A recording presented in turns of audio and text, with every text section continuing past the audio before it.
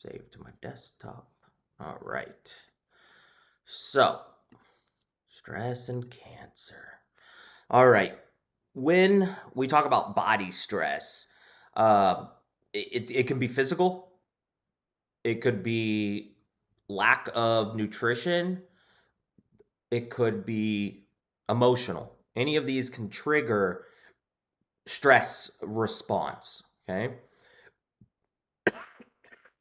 So the brain sends a signal to the medulla of the adrenal gland. The medulla of the adrenal gland has a direct nerve connection to the brain. When it sends its signal, it releases the catecholamines. The catecholamines, norepinephrine, epinephrine, those are released into the bloodstream, and anywhere that there is a receptor for it, they will respond. Simultaneously, cortisol is released. Cortisol is that stress hormone. It can cause weight redistribution. So we stress, or we are stressed, we can put on weight. Simultaneously, it can cause the breakdown of glycogen from the liver. So that's why we see that glucose release on there. It can stimulate cell responses. Okay. And there can even be autoimmune response for this. We can see different reasons for that. We also see for epinephrine, I believe we talk about pheocytochroma. That doesn't sound right. Pheocytochroma. Yeah. It's a tumor of the medulla. And when patients have this, they just dump epi and nori all the time. They'll just be sitting there on the couch and their blood pressure, heart rate will go through the roof. Right? So, also with that, the blood sugar level increasing. So you can see like in diabetic patients, stuff like that, we can see alterations. Okay. So if they're like always on releasing epinephrine and all that stuff, like does that have like negative problems with the heart, like being that stressed all the time? In those patients specifically, yes, they can have a heart attack. They literally was sitting on the couch and heart will start racing. They're flushing, they're sweating, and they can have a heart attack at any point. So they surgically they have to remove it. That being said, we are in constant release of epinephrine and norepinephrine, just in small amounts, right? It's just when we talk about this response, it's a flooding response. Right? So a lot of weight gain is attributed to that cortisol increase. You can see increases in glucocorticoids, so the production of or with the increased release of glucocorticoids, which is cortisol, we can see the increased production of glucose in the system or blood glucose levels increasing, and we see a decrease in response to insulin. So a lot of like you see in adults, a lot of type 2 diabetes could be related to stress. Right? That could be the root cause of it. And as they gain weight and less response to insulin, we see the diabetes. Okay. Um, Cortisol suppresses immune system. It suppresses the activity of the cells. So it stops the release of certain interleukins. I think, do I have them in my notes? Yeah, interleukin 4, 5, and 13.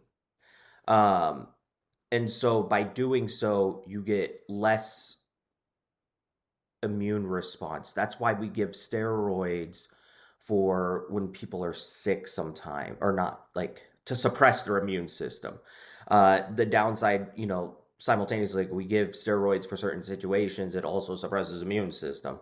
I'm not a fan of steroids. They do have their place, but I think they are overused, and you really shouldn't just be giving them willy nilly. Like I met so many physicians, like preceptors, when I was a student that would just write Medrol packs left and right, and I hear all the time, pediatricians are some of the worst about it.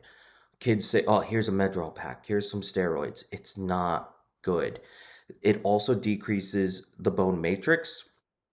And so when it does that, increased risk of fractures. So, for example, my father-in-law, he used to take prednisone all the time because he has rheumatoid arthritis. And he got into like exercising a lot and he liked to go jog around his neighborhood. And his back started hurting. He goes and gets checked out. He has compression fractures of his spine because of all the steroids, the decrease in the bone matrix, and just that jogging, that force created those compression fractures. It doesn't take much.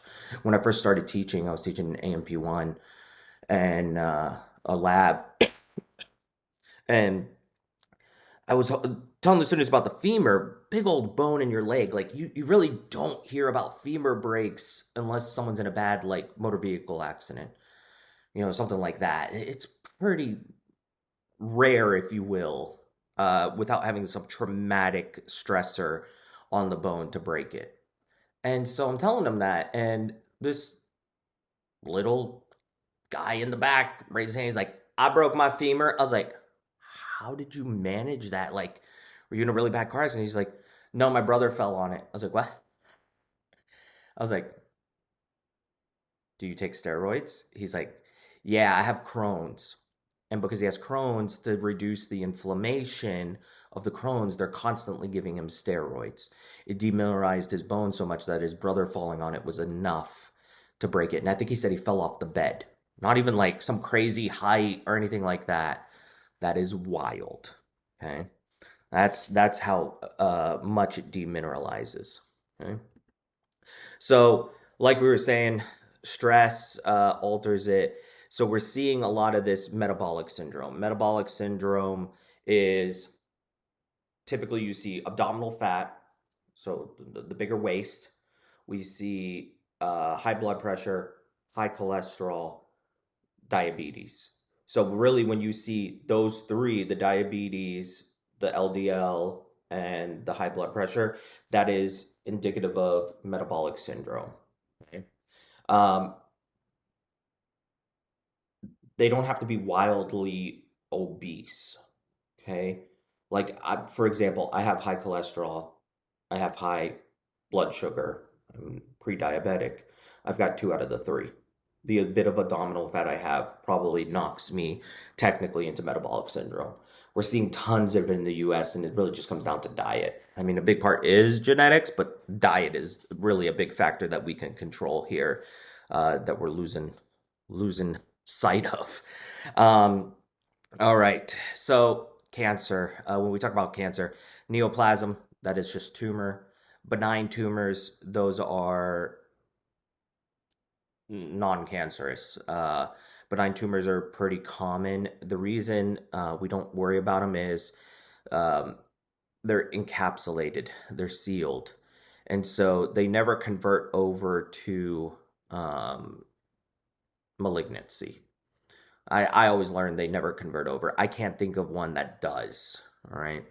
Malignant tumors, these are the bad guys.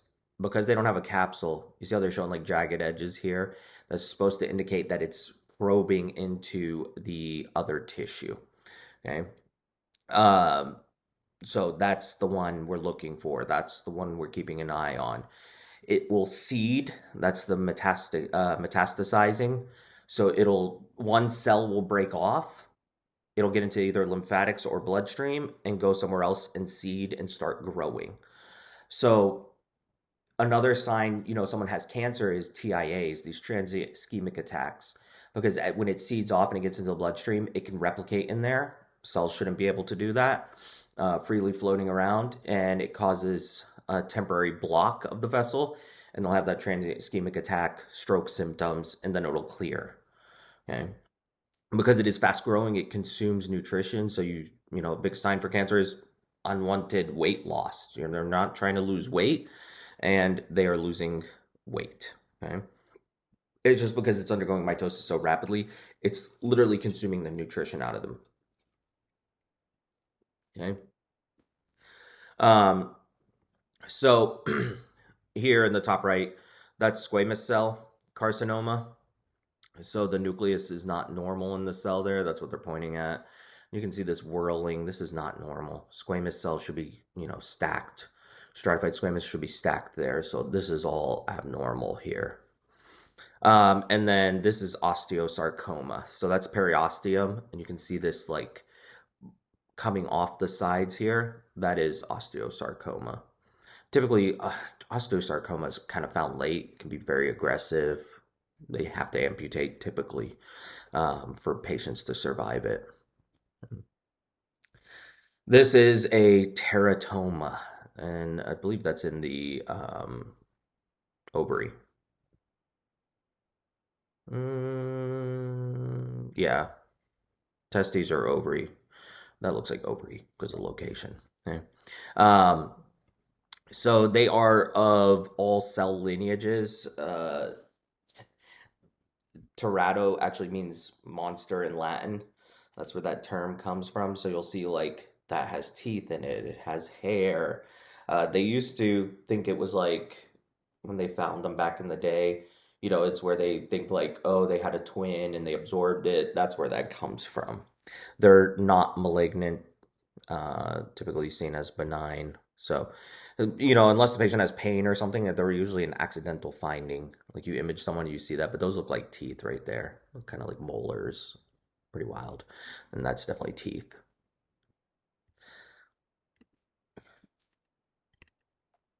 Whoa, what happened?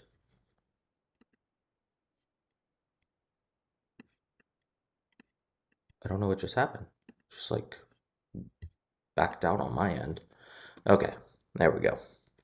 Um, so what we're looking at here is colon tissue, and this is our normal structure. This is considered benign. It's just an overgrowth of the glands.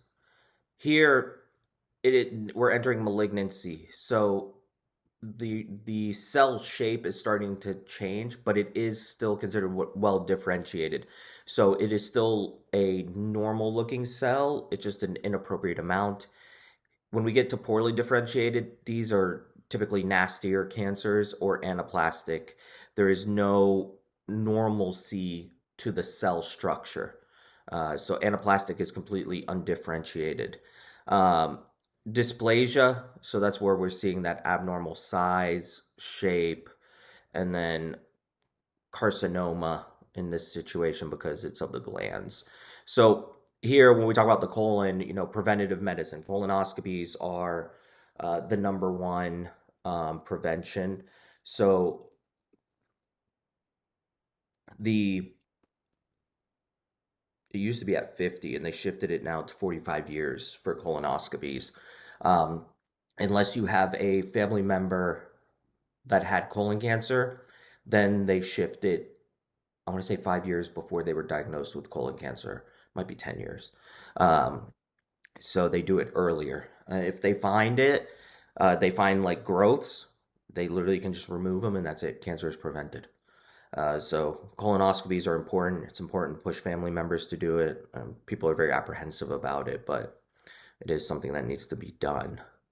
This is rhabdosarcoma. So bottom right is what uh, skeletal muscle should look like, and this anaplastic rhabdosarcoma is really rare. You don't hear about it, but when we talk about sarcoma, we're typically talking about connective tissue cancers. Um, the This is rare. I think the root cause is just genetic. I don't think there's anything we can do to cause rhabdosarcoma. Nothing that I'm aware of. Carcinoma in situ. So this we're typically talking about breast tissue or cervical. So that's usually where they reference it. So when they're looking at it, they can do scoring, and from the scoring, and it's in your notes, how to grade it. Okay. And so here, what they're showing is this is normal. As we start to alter it, it hasn't passed into the deeper tissue. It hasn't passed the muscularis mucosa. That's kind of the defining line. And then we see Here it's invaded. And so that's why it's referenced as invasive. The earlier you catch it, the better. It hasn't gone deep. Once it goes deep, we have blood vessels here. And now it can seed anywhere. That's the problem. So that's why they do pap smears. I think did I mention it last class? I know I mentioned it recently. They changed, how often they do it. They found it isn't necessary to be doing it. Yeah, you said that they changed it to every 3 years now. I believe so, yeah. So it's pretty interesting.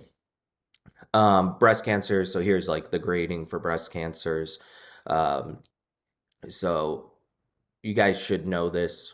Go through it. You could ask a question like that. Okay? Depending on the cell structure, the pathologist looks at it and goes from there. So that's why they do biopsies.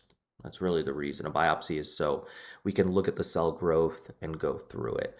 With T, TNM, so tumor node and metastatic level. So GX is the first one. It's nothing to assess. It's non-existent essentially. G1 is well differentiated. G2 is moderate. G3 that's poorly differentiated, and then G4 is undifferentiated. That's the worst. So they do that classification off a biopsy, and from there they know like how far into the cancer they are, how grave is the situation potentially. Adenocarcinoma, so they're coming out of glands. So this is colon tissue. We can see this, the normal cell structure, and then when we get into here we can see abnormalities. Like we shouldn't have adenocarcinoma in the submucosa. We shouldn't have glands in the submucosa here. That's odd. They should be up in the epithelium. So this is abnormal here. This is leukemia. Tons of cells, non-functional. They're kind of weird looking. And you can even see the red blood cells are affected. The overgrowth is causing issues with them squeezing out of the bone marrow. That's why they end up like that. And then this is Hodgkin's lymphoma. These are what are called Reed-Sternberg cells. They're like these owl-eye structured double cells. That's what you're seeing there. So they're white blood cells that are doubled over. Tumor markers, we're discovering more and more. Just because you have a tumor marker doesn't mean you have the cancer per se. It can mean it, but it doesn't mean it for sure. Like PSA, for example. PSA, they used to use it as a tumor marker. It's actually been changed over now to evaluate if prostate cancer has returned. It's not a identifier of prostate cancer. Biopsy and DRE, digital rectal exam, are the true identifiers for prostate cancer. The reason we don't use it as a primary indicator of cancer is in BPH, benign prostate hyperplasia, hypertrophy, is actually, it's benign. The cells are just increasing, and because of that, PSA can skyrocket. But yeah, there is that. Okay. CA125, that is indicative of ovarian cancer, Bench-Jones proteins. You only see them in multiple myeloma. They don't exist otherwise. And there's tons. Okay. That they're learning new ones all the time. Okay. My favorite is this one, beta HCG in a male.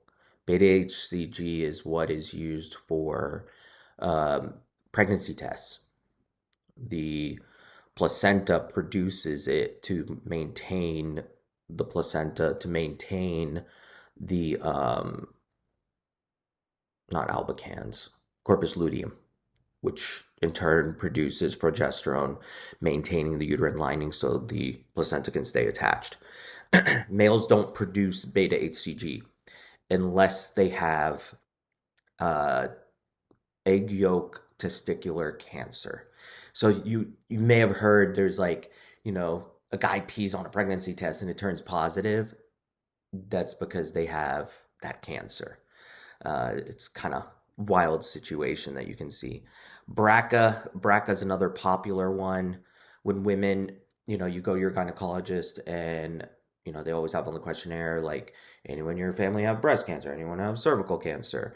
The reason they're asking that is you potentially have the BRCA gene in your family, and it's a good indicator of increased risk of breast cancer or cervical cancer. And so, if they see that, they can test the female for BRCA, and then we can be more proactive about monitoring. I know my wife, excuse me, her old boss, she tested positive for BRCA, and she kind of went extreme and just had a double mastectomy. She just didn't want to risk it. That being said, just because you have the tumor marker doesn't mean you'll have the cancer for sure. We're seeing a correlation. We're seeing a lot of people that have breast cancer also have BRCA. And we're deriving from that if you have BRCA, it means you could have cancer. Okay? But she was being proactive and did it. That's up to her. All right. So when we talk about TNM, it's tumor size. So they measure the tumor, and then lymph nodes. If we're in the lymph nodes, we're spreading. That's the risk. And then metastasis if it has gone anywhere. So genetics, cancer, proto-oncogenes can flip to oncogenes. Oncogenes are cancerous. So like HER2, you may have heard about that one for breast cancer. They talk about it like if you're HER2 positive, because they target these and they can affect the cancer that way. It's in the cancerous cell. HPV can flip proto-oncogenes into oncogenes. That's why it causes several cancers. We used to think just cervical, and then we learned it's cervical, esophageal, anal, penile. It's all of those. So that's why initially, like, the HPV vaccine was just for women, and then they're like, well, it affects males too. So they started giving it to everyone. Right? So, you know, these are oncogenes. These are active, and they affect or they create cancer. Okay. Tumor suppression genes stop that. So you learn about P53 at some point. I don't know that we call it P53, but that's the checkpoint in mitosis. When we're teaching it, I know in like bio, we'd say checkpoint 1, in G1, for mitosis. So that's P53. And then RB or retinoblastoma, that's the second checkpoint. Not the M, it's like the final checkpoint then. It's the final checkpoint in mitosis. So if these error, you have these cancers that pop up. So there's a couple interesting diseases. La-Fremenou syndrome is a person that lacks P53. And it's rare. I was watching the local news one day, and it's funny. I was teaching my bio class about it, and I mentioned this is P53. That's what that checkpoint is, and it suppresses us from having cancer. And in La-Fremenou syndrome, when people don't have P53, they have all kinds of cancer in their 20s. It starts popping up, just different types of cancer. And so I'm watching the local news, like after teaching it and telling my students this, and it was like a day or two later, this lady's on the news, local lady, she's got La-Fremenou syndrome, and she was in late 20s. She already had cancer 3 times, 3 different cancers. And the reason she was in the news, she had a child with her partner. Luckily, the child did not carry that gene. She didn't want to risk the next child, so she went over to Emory. They extracted her eggs. They evaluated the genes. They picked out the egg that does not have that P53 suppression gene, or lacking it on there, and then inseminated it, implanted it. Her second child didn't carry the disease. And it was kind of cool. They were showing like, we can get around these genetic disorders, not passing them on to children. Okay. Retinoblastoma, RB, when this is lacking, this is another interesting one. We're talking about it in some class. It may have been this class a couple years back, and it typically causes a tumor of the retina, hence the name. Um, and when they have it, the parent usually spots it when they take a picture of the child with flash. It bounces back a weird color and like haziness, I believe. And I was talking about it, and someone chimed in and they're like, my kid had it. My husband is the one spotted it. Exactly how I was talking about. I was like, that is wild. But yeah, they can go in and remove it, deal with it. Problem with that one is it can climb down I believe, the optic nerve and get into the brain pretty quickly if not caught early. But usually you see it in children. They always talk about one eye bounces back a different color, and it's always seen in like photos when you catch it. Um, Telomerase, you know, telomeres are on the end of DNA. Telomerase breaks it down. So every time we like replicate, we lose some of it.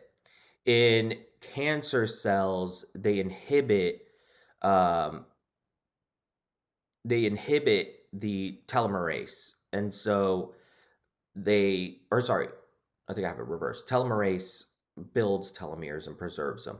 So in cancer cells, that's what it is. Cancer cells promote the production of telomerase. So as they go through this rapid mitosis, their DNA doesn't degrade. And that's why they can survive infinitely, technically. In our regular cells, we don't produce it, and it reduces over time, and your cells die off. Um, there's this advertisement here. Supposedly, some company made something that's supposed to present a gimmick. Right? If it was legitimate, my wife says it all the time. If it's a legitimate drug, some pharmacy company or pharmaceutical company would patent it, and it would be a prescription. It's just like almost guaranteed. Okay? So, like we were mentioning, these receptor positive cancers, they can have drugs that target it. So, like tamoxifen, that is an anti-cancer drug, and we can deal with it more aggressively. When you get into these cancer negative or receptor negative cancers, then it becomes an issue. Targeting it becomes an issue. So, the problem with cancer cells also, regular cells undergo cellular respiration, lots of ATP. We can undergo fermentation, low ATP, but sometimes we need to do it. Certain cells like to do it because how they work. Cancer cells only like to do anaerobic. And because of how they produce it and the rate that they're producing it actually causes or costs us energy. And so because of this, that's why you see cachexia, the weight loss, that heavy, heavy weight loss towards the end of cancer, especially, the battle with cancer, and you can't keep up with it. They burn through nutrition like wildfire. Here, they're showing on PET scan, they're showing these lung tumors. So they're using a radioactive chemical that will bind to it. Patient takes it and it'll distribute in certain areas. So like brain because of the fat, the heart tissue because it's working heavily. So we see it in there. Kidneys because it's being filtered out, and bladder because it's being filtered out. But that's lung cancer right there that they're imaging. Okay.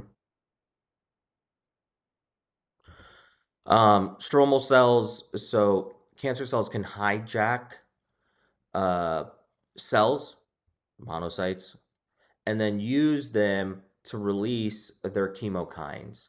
So you see, they shut down immunity. They grow blood vessels, uh, growth factors, chemokines, tumor necrosis factors, so they can invade tissue and then alter the tissue around them. So they're actually using other cells in your body to benefit them. So they'll grow. You'll hear a lot of times, especially like liver cancer, um, angioedema, stuff like that. Not angioedema, but angiogenesis.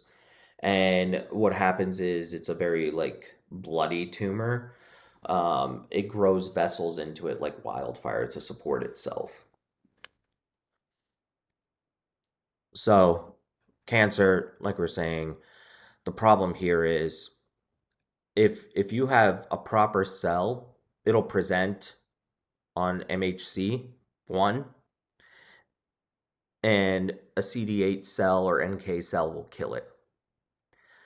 The problem with cancer is, one, it won't make the antigen. T cell can't see it's abnormal. Two, it may not have MHC. They can actually like stop the production of MHC, so it can't alert the cell, or immunosuppressive proteins. It'll be identified, and then it releases cytokines that turn off the T cells, the CD8 cells, and so it just grows like wildfire. Okay. Um, Here, when we're talking about this, dealing with cancer, we have to kill off the stem cell. That's the real problem. If you don't get rid of the stem cell, you don't get rid of all the cancer. So when we look at that, we have to kill all the stem cell lineages. So they're showing like the tumor, the different cell lineages. We have to get all of it. If we don't, the tumor will come back. So that's what remission is. Remission, when we say, you're going to be in remission for 5 years after dealing with the cancer, we're saying if we missed one cell, it would take up to 5 years to see the tumor again. Right? That's the issue there. Here's metastasis. So there's that angiogenesis. They grow vessels to themselves, and they enter capillaries, lymphatics, and they go elsewhere. There's that embolism as they're circulating. There's that TIAs. We can see they land in different areas, commonly the lung, because they get into veins or vessels in general. They circulate and they end up going through the heart, and then they hit capillaries in the lungs. Small area, thin tissue, and we see metastasis in the lungs. So infectious causation, H. pylori, that's what they're showing here, can cause cancer. HBV, hepatitis B, hepatitis C, HPV, for the ones we mentioned, and then Epstein-Barr virus, EBV, which causes mono, can also cause the cancer of the jaw, is what we typically see. Burkitt's lymphoma. So, signs of cancer: pain. It grows rapidly. It compresses things. Pain can be a sign. Simultaneously, lack of pain can be a sign. You talk about like lymph nodes, for example. Lymph nodes swell quickly. When you're sick, it's usually multiple ones. But if they have, and it's painful because of that rapid swelling. But if they have just one that's big old, lumpy, doesn't hurt, that could be a sign of cancer. Right? Fatigue, anemia, cachexia, that's all due to lack of nutrition. It's consuming the nutrition. Leukopenia, thrombocytopenia, because the cells aren't functional, not working. Infection because of lack of immune system. And then paraneoplastic syndrome. Paraneoplastic syndrome is a neat guy. So it's typically seen as a lung cancer. That's commonly where we see it. And it produces hormones that are like other hormones in your body. So, for example, it'll produce insulin-like hormone, and when it releases it, like patient could come in with like super low blood glucose, and the first thing you start thinking is like, are they abusing insulin? It's usually what it is. They're using it for attention. Um, so like Munchausen, but you start diving deeper and you see there's no synthetic insulin in them because we can test for that. And then you scan them and you see this tumor in their chest, something like that. Okay. They can release ACTH, so we can see like cortisol production, all kinds of things, depending on the tumor. They're all unique what they produce. Right. So here's that small cell lung carcinoma, and in this situation, it's releasing ADH. And so they're holding on to water like wildfire. Right? So you look at like all their electrolytes are imbalanced. Right? So lung cancer is the number one cancer in both males and females. It did not used to be in females, but women have started picking up smoking more. It used to be, back in the day, like women didn't smoke. It's a man thing. um, but we're seeing more of it. Uh, Alcohol, definitely, when you combine tobacco and alcohol together, super high increase in the risk of like esophageal cancer. Uh, chewing tobacco, chewing tobacco here in the South, like it's so bad. Chewing tobacco it's not a matter of will you get cancer, it's a matter of when will you have cancer. It is so common. There was a guy on local news again. They were talking about him, and he used chewing tobacco, and they had to amputate his tongue and part of his jaw. Couldn't speak properly anymore from chewing tobacco. It is so bad. Um, don't. Why is it so much worse than like cigarettes? It's Because direct it just stays in longer? direct contact and extended contact. Both of those reasons. Like you think about it, a cigarette they smoke for what, 5 minutes? Mhm. Chewing tobacco will have it in there all day. Ugh, Yeah. gross. Forgot where I was recently, and the guy was like spitting it. It's so nasty. But he was like spitting it into like a bottle while we're sitting there. I was like, it's just gross, man. Yep, they always have a 20-ounce like a soda bottle that they spit it into. Yeah, it's so big here in the South. And you'll see like their jeans are worn from like the skull thing in their back pocket. It's just so bad. So bad. Ugh. Oop, where do we go? What's going on? There we go. Uh, so yeah, there's all kinds of reasons, but uh, genetic is genetic is huge, right? You used to see this note down here. About 50% of all cancers appears related to modifiable factors, meaning everything above genetics only accounts for about 50%. Genetics in itself is 50%. Genetics is always the biggest factor, especially you talk about like kids. Why are kids getting cancer? I mean, it's genetics. That is the biggest part of it in reality. Um, my cousin recently lost her daughter, young daughter. I think she was 5. Um, she had a glioblastoma. That is one nasty, true brain cancer. And it was right in the beginning of the cord. Um,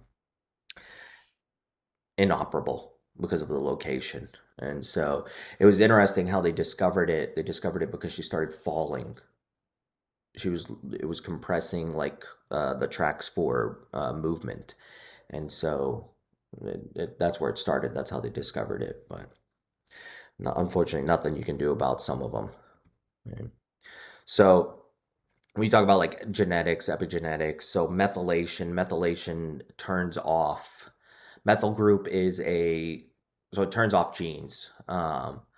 The methyl group is hydrophobic, so it's a non-polar, so it doesn't dissolve in water. But certain things remove methylation. We don't understand why per se yet.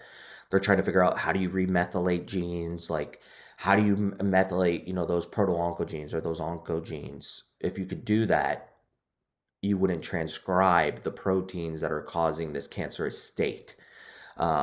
So that's where like CRISPR comes into play. Like, can they do that? If they can do that, like say they test you in your BRCA and they turn it off, well, that's it. Your risk of breast cancer is significantly reduced. Okay.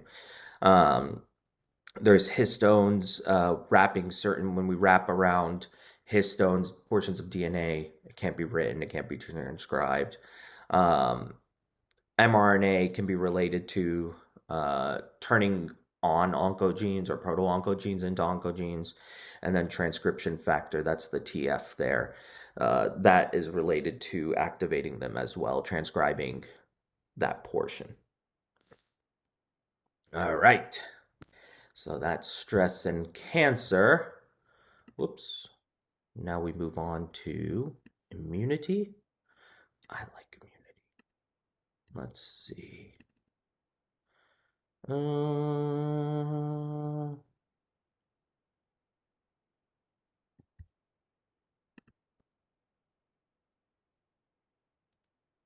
So we have two for immunity that we need to run through, innate and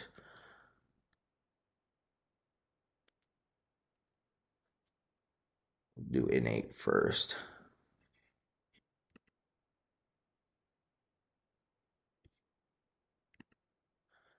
All right, let's pull up innate.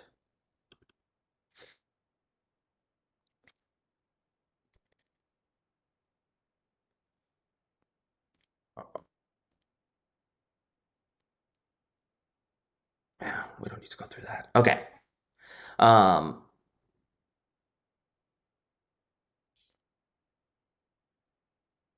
so innate and adaptive, that's what we're talking about here, the two types of immunity. And we're running through innate first. So innate's what you're born with, the normal function. Um, yeah. Oh, hey, yo, sir. I didn't realize you're in here. Sorry. I don't have the chat open. I thought it was just me and Rebecca. Hello. Um, I'm in my own world. Glad to have you. All right. So, I've got the chat open now so I can see it. Um, so it's what you're born with. It is the acid in your stomach.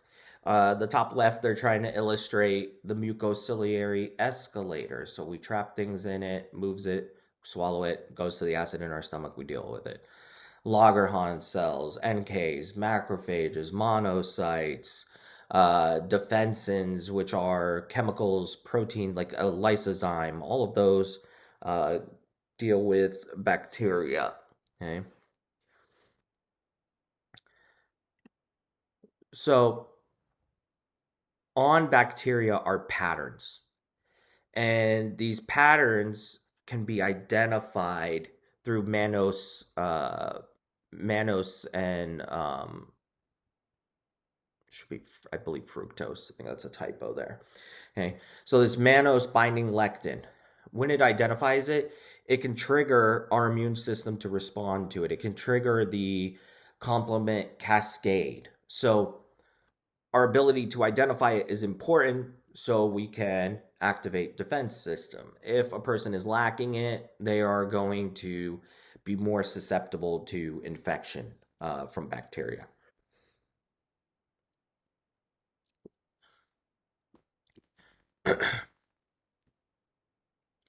Inflammation. This is colon that we're looking at. And inflammation, happens because the tissue is reacting to irritation or infection. So when it responds, we see dilation of blood vessels. Histamine is being released, heparin. Cells can migrate better to it. We see the heat in the tissue because of the dilation of the vessels. Core blood is going more towards the surface. We can see increased white blood cells in the tissue. Okay. We see pain because we're compressing the nerves. So all of these are factors of inflammation. Causation of inflammation, though, can be just irritation for some reason or direct assault of the tissue. So what are the advantages? That's what we're talking about. Cells being able to migrate there, that vasodilation, so we improve healing. Downside is you see the leakage of plasma. So we can see edema. We can see, an anaphylaxis, blood pressure tanks, because it's on such a grand scale. We can see destruction of tissue. Um, Inflammation isn't necessarily a good thing. So, go back to like the pediatricians throwing prednisone at everything, cortisol at everything, corticosteroids. Like, it has a place, but not all the time. So, for example, my wife's niece recently, she had been sick. And after recovering, she still was having a nasty cough. So, I was telling my sister-in-law, I was like, really, she needs to go get like albuterol or something. So she took her to because like what happens sometimes after illness, the bronchioles can remain closed and they also can produce excessive mucus and that the residual cough can be there. So she takes her and the pediatrician's like, yeah, this isn't normal. Like we need to give her something. They gave her albuterol. Great. Nothing wrong. That's what she needs. And then they also gave her steroids. Unnecessary. You're already giving a drug that deals with it. The steroid is just another thing on top that's unnecessary. And I don't think my sister-in-law gave her the steroid. She just did the albuterol, and within a couple days, she was fine. Okay, so um, so what triggers inflammation? Any of these, factors. Once we have inflammation happening, what do we see? There's that vasodilation. There's that permeability increase. So there's the edema. Pus, because we're getting white blood cells in there. We can have clots, and then pain, because we're compressing the nerve endings typically. Okay? So the problem with clots, when a patient undergoes surgery, for example, you doing surgery on them, you can trigger this process. And that's why they throw clots after surgery frequently. That's why we need them up and moving. That's why we give patients heparin before surgery sometimes, depending on what they're getting done, to stop that from happening.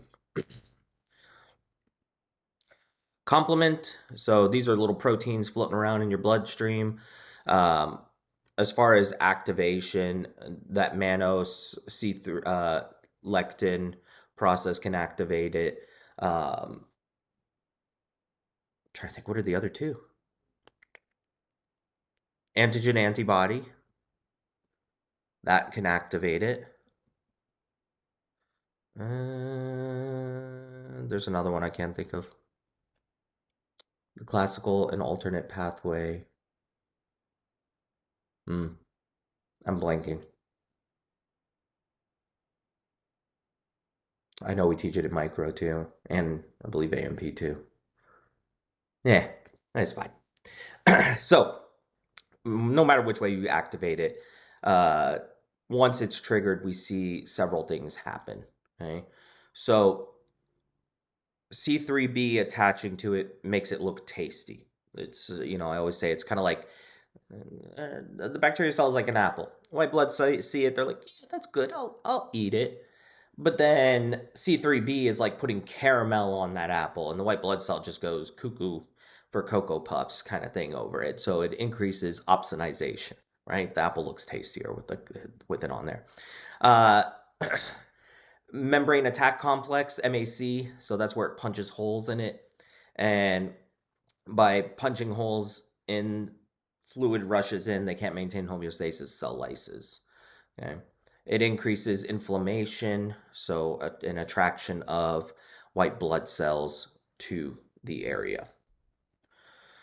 There are people that are deficient in complement, so they tend to get a lot of bacterial infections. It's very common. It's rare, but for them, bacterial infections are very common. Okay. Fibrinogen, so that's a zymogen. It's non-active, and then it gets converted over to fibrin. That's what helps with clotting. And so, like I was saying, during surgery, this is potentially activated, and they start to throw clots post-surgery if they are not anticoagulated. Okay, bradykinin, playing a role in pain stimulation here. The same process we talked about, and so that compression of nerves because of dilation of vessels, increased pressure. So ACE inhibitors, lisinopril, for example, increases levels of bradykinin. For some reason, ACE inhibitors cause cough, dry cough. So lisinopril, like a big sign or a big complaint with that is that dry cough. If the patient can tolerate it, you keep them on it. If not, you switch them over to like losartan, something like that, a sartan, or an ARB. That's the classification of drug. So I was talking to my wife about this, and the way I learned it, lisinopril is just a vasodilator. It's the afferent arteriole into the kidney. The way your book teaches it, or tries to teach it in A&P and everything, is that, it's inhibiting angiotensin, it's inhibiting uh, the enzyme, and that's what ACE stands for, angiotensin converting enzyme. It's an ACE inhibitor. But in reality, none of that is produced if there is enough blood flow through the kidney. That's really what it comes down to. So it's kind of weird. Like, yeah, it's an ACE inhibitor, but it's really not directly inhibiting the production of the enzyme. It's inhibiting the production of renin, and it's inhibiting because of dilation of the vessel. Um, so yeah, and it's not a diuretic in reality. Does it increase filtration of the kidney? Yeah. So their GFR increases, so their own kidney function is increasing, so they're peeing out fluid, and that's decreasing the blood pressure. But it's not a diuretic. Like when you talk about diuretics, they're inhibiting the reabsorption of some type of solute, and then water is falling the solute out of the body. Um, or HCTZ, it's the water pill that inhibits uh, ADH. It affects it there. And so they just pee out water. So a DVT, that next question, because you're obstructing the vein, you can't drain. Pressure behind it builds up. And so we create this edema and we increase pressure on nerve endings and we get pain. Right? Um, pattern cell or pattern recognition receptors, toll-like receptors. It's the same thing as like that mannose lectin binding proteins. So they see patterns. It's kind of a newer thing we've discovered. They see patterns and they identify bacteria, viruses that way potentially. So what happens if inflammation was systemic? So arterial dilation, blood pressure tanks, increased capillary permeability, blood pressure tanks, clotting activates. Here's that thrombosis, emboli that we see, tissue death. So you're talking about like in DIC, disseminated intravascular coagulation. That's what we're seeing here. So when amniotic fluid enters into the woman's bloodstream, we give the wrong blood type. Ebola. So certain illnesses can trigger it as well. Um, leaving a tampon in too long because of the organisms growing on it can trigger DIC as well. Toxic shock syndrome, it's DIC in a nutshell. All right. We have a monocyte, macrophage, and a neutrophil. They're attracted because of these interleukins, tumor necrosis factor, that's their communicators. And I always learned like a monocyte is a macrophage. A macrophage in this certain area is a monocyte if it goes back into the bloodstream. They do specialize a bit sometimes. So you talk about like osteoclasts, microglia, like yeah, they're a little different, but technically they still retain all the skill set of the original monocyte macrophage. Right? It's one and the same. So white blood cells, they're attracted to tissue because of the release of these chemical communicators. So a white blood cell in the area, macrophage, neutrophil in the area, releases these chemical communicators. The white blood cells will do what's called demargination. Yeah. So the white blood cells are already sticking to the sides of your vessels potentially. They'll demarginate, they'll release and float through the bloodstream, and then they do margination again. This is where they stick. Then they walk, that's the diapedesis, and they go and start eating the bad bacteria, phagocytosis. Neutrophils. Okay, macrophages. In reality, all white blood cells can undergo phagocytosis. That's another weird thing I've noticed in your A&P textbook, I believe, is where it kind of makes one sound like it can and the others can't or whatever. Anywho, so phagocytosis, that's cell eating. They then create what's called the phagosome. They take a lysosome, they combine the two, so now we have a phagolysosome, destroy it, puke it out, or present it to the adaptive side. Okay, they're going to mount it on MHC2 and present it to CD4 cells to train them. Um, all right, mast cells, basophils, one and the same. Okay, eosinophils, these guys are going to play a role in inflammation, um, destruction of tissue potentially. So they have to be sensitized. They have to be exposed one time. They then create receptors to the stimulant. Next time you're exposed, they degranulate. So when we talk about people with allergies and they take allergy shots, what we're doing is giving them minute amounts of the allergen and slowly degranulating the cells over time to the point where if they come into contact with it, they barely have a reaction, if they have a reaction. The problem with it is they have to constantly take it. You can't stop and jump back in at the dose you were at.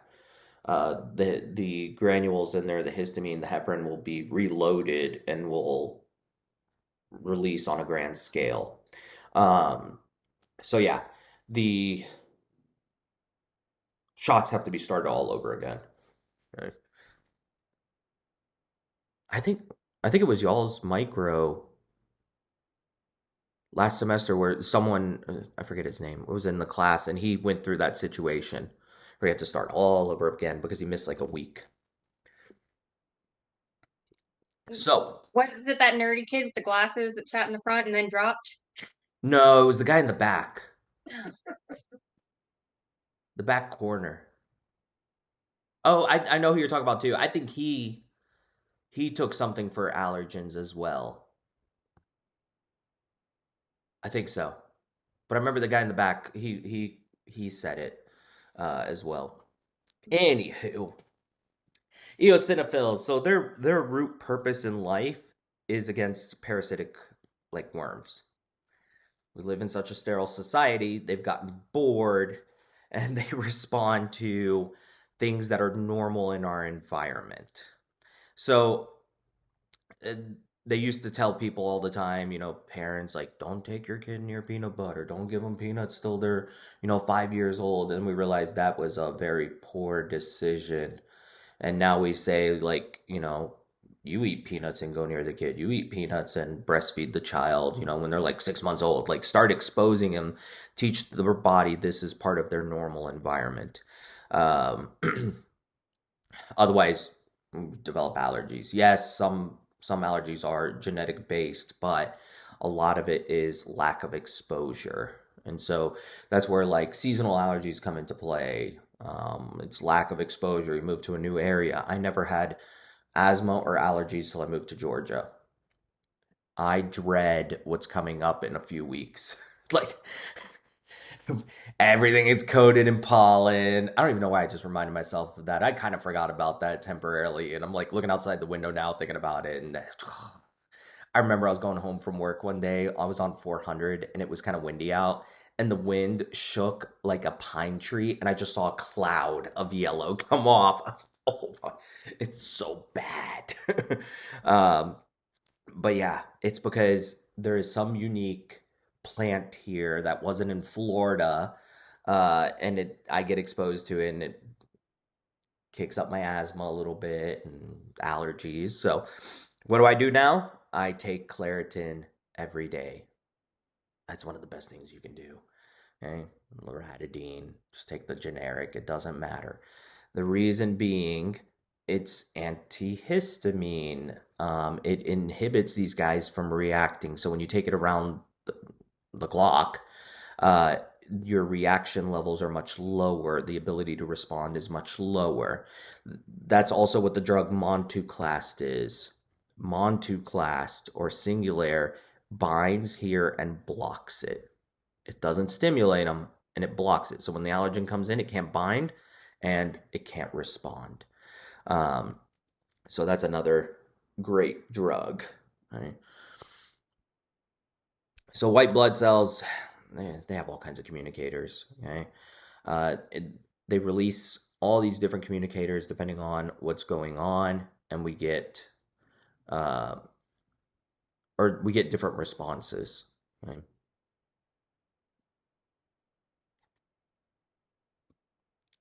Um, Difference between acute and chronic time. That's really all it is. They typically say acute is 2 weeks or less. In my notes here it says 8 to 10 days, but usually 2 weeks or less. Chronic and acute is healing. Acute is good. Chronic is bad. Tissue damage. Okay. Chronic inflammation is not good. So yeah, chronic, and it says 2 weeks or longer in my notes for chronic. Okay. Um, Exudates. So these are secretions. So first one we look at here is should be purulent.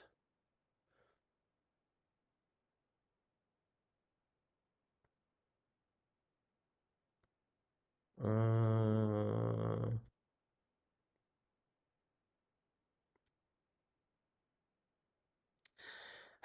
so okay, exudates when we look at them. Serous is clear fluid. Fibrinous is laying down like a fiber structure. Purulent is pus. So when you look here, it depends on the situation.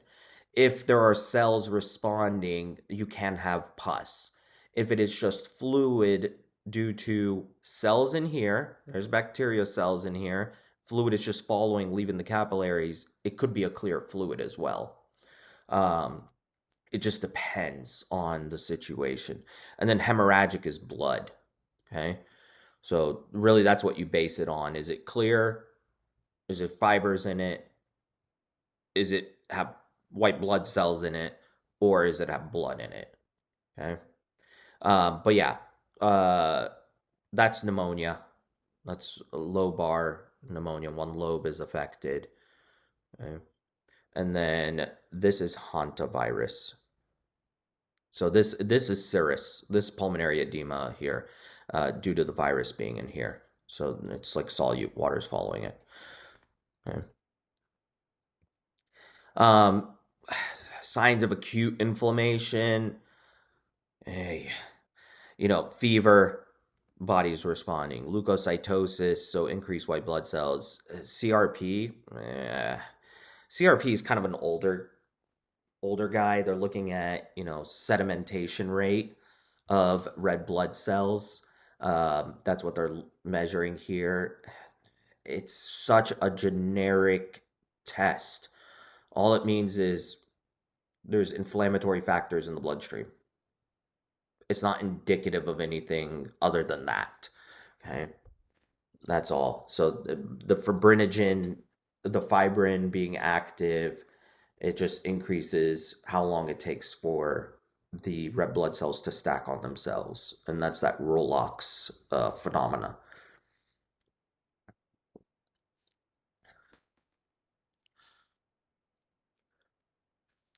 So here we have a question for you guys. Which of the following is a strong endogenous pyrogen?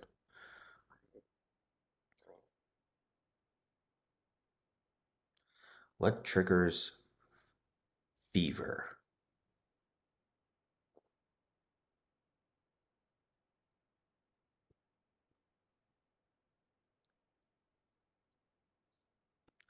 Is it interleukin 1?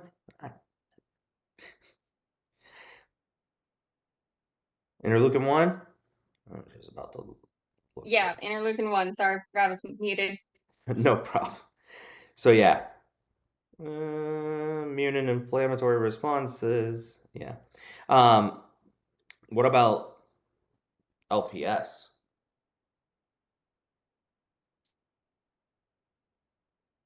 LPS should also trigger it. So that was like the um, pound and gram negatives. Also triggers it. Really, it's stimulating the white blood cells to release interleukin 1, which is the direct pyrogen. But LPS isn't a direct pyrogen, is what I'm getting at. Yeah, the lipid A portion. Right. Here's chronic inflammation. There's destruction of the tissue. We can see lots of like lymphocytes, infiltration, macrophages, stuff like that. Uh, these guys, the Langerhans and soft tissue, you can see them show up. This is, I believe, a granuloma, caseous carcinoma, caseous necrosis. Yeah, granuloma. Okay. In its entirety, and then there's necrosis in there. That's the caseous necrosis right there. Right. So when you look at inflammation, how the cells respond, it really depends on time. Initially, platelets are always the very first when you're talking about like injury. Immediately after neutrophils, they're the most numerous, right? And we're dealing with bacteria primarily. And then after that, you see all the different players playing their roles: macrophages, clean up, fibroblasts to remodel, okay, repair. So they're kind of the last. All right, let's move on to the next one. Whoops, whoops.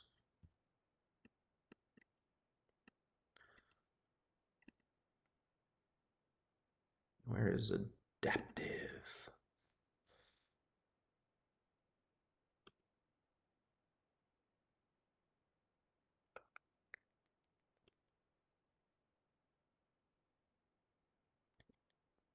All right. Maximize. Maximize. There we go. Adaptive immunity. So, adaptive immunity is that response that we, or learned response to specific antigens. So, every adaptive cell you've created is unique to every antigen you've come into contact with. Lock and key. They're unique. Okay, so that's what that first point means, specific for one pathogen. Memory. Theoretically, they should last a lifetime. The catch is the body's lazy.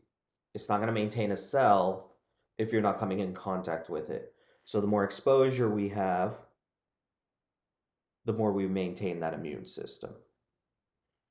And like my mother-in-law, she never gets sick. Like I had my wife, okay, my niece or my wife's niece on Saturday last weekend started complaining of a headache and then had a little bit of a fever. And then my wife wakes up on Monday morning throwing up, diarrhea, body aches. We took her to get tested Monday night. She tested positive for flu B. And initially, she didn't have the body aches, actually. And so we were thinking, oh, it's norovirus or something. Got it from the kid. But then my sister-in-law took the kid to be tested Monday during the day and tested positive, and that's why we were like, okay, let's go get you tested for the flu. And so she tested positive, and then Tuesday, like night, it started hitting me. Oh my lord, the body aches. My joints were killing me. Like it hurt so bad. It was like in my knees, my lower back, my neck, like shoulder. Oh, miserable body aches. So I did, the right thing, and I stole some of my wife's Tammy. It's like, it's so late. I'm not gonna go to urgent care. I'm not gonna try and find someone that's open. She was already feeling better because we got it so quick, so early. And so I was like, let me just take some Tamiflu. If I don't feel better, we need more, like I'll call my doctor and get some Tamiflu. It's not a big deal at that point. And so I called out Wednesday. I just felt like crap. So tired. Just slept. And then Thursday it felt great. I was back at work, right? Recovered pretty quickly. Gotta be thankful for Tamiflu. Um, my mother-in-law took care of the sick child. Sick child slept next to her, slept in her lap, stuff like that. Didn't catch flu. No flu vaccine. My wife and I have the flu vaccine. She's a librarian at an elementary school. She never ever gets sick. One time, that same niece gave us all like noro or something. She's the only one that didn't get sick. She took out three families. She didn't get sick. Okay, she's exposed. You see that all the time. They always told us like in school on peds you are going to get sick. It is like guaranteed. I didn't get sick on peds. I got sick on geriatrics. Not yeah no not geriatrics. Shoot, GI. I was on a GI rotation. I got like deathly sick. That is bad. But yeah, peds, everything the kids come in with. Our bodies don't see it all the time, so we get sick all the time. Pediatricians have some of the like best immune systems ever. There's gross kids around all the time. I remember I was looking at one kid's throat, and I had the tongue depressor in there, and I'm looking, and then he doesn't pull away. He just kind of pulls back a little bit and coughs right in my face. Come on, dude. But yeah, immense diversity. The more you expose it, the better. You look at like people that come from overseas, they usually have like from like third world countries, whatever. They usually have pretty insane immune systems. So that's probably like my mother-in-law, she has immense diversity because she's around kids all day and every day, and her immune system is stellar because of that. Okay. And then there's two sides to this, the humoral, which makes antibodies, and then the cellular, which directly attacks infected cells. So, white blood cell, phagocyte, eats something. He's an antigen presenting cell. He presents on MHC2 to the CD4 or T helper cell. That creates memory helper T cells for the future and the active trained cell. The active trained cell will train a naive B cell. He'll make memory B cells for the future, and then he'll turn into plasma cells, clone himself, and make antibodies for the antigen that was ingested. Over here, we'll also activate the cellular side. So that's humoral, cellular. And we're going to present to the naive cytotoxic T cell or CD8, train him. He'll create memory for the future and active. This guy will look for cells that are infected. They'll present on MHC1 and he'll attack them and kill them. Or if he sees this guy floating around directly, he will attack and kill him. Okay. How long does this take? Start to finish, how long does this roughly take? You mean like from initial like getting sick or like individual cell? Initial exposure. I mean, usually within 3 days you're already like it's already colonized. So very, very quickly, I would assume. It takes about 2 weeks. 2 weeks, really? 2 weeks. So the reason I talk about this is when you talk about like vaccines, I you get a vaccine, it takes about 2 weeks to reach levels that are appropriate to deal with the organism.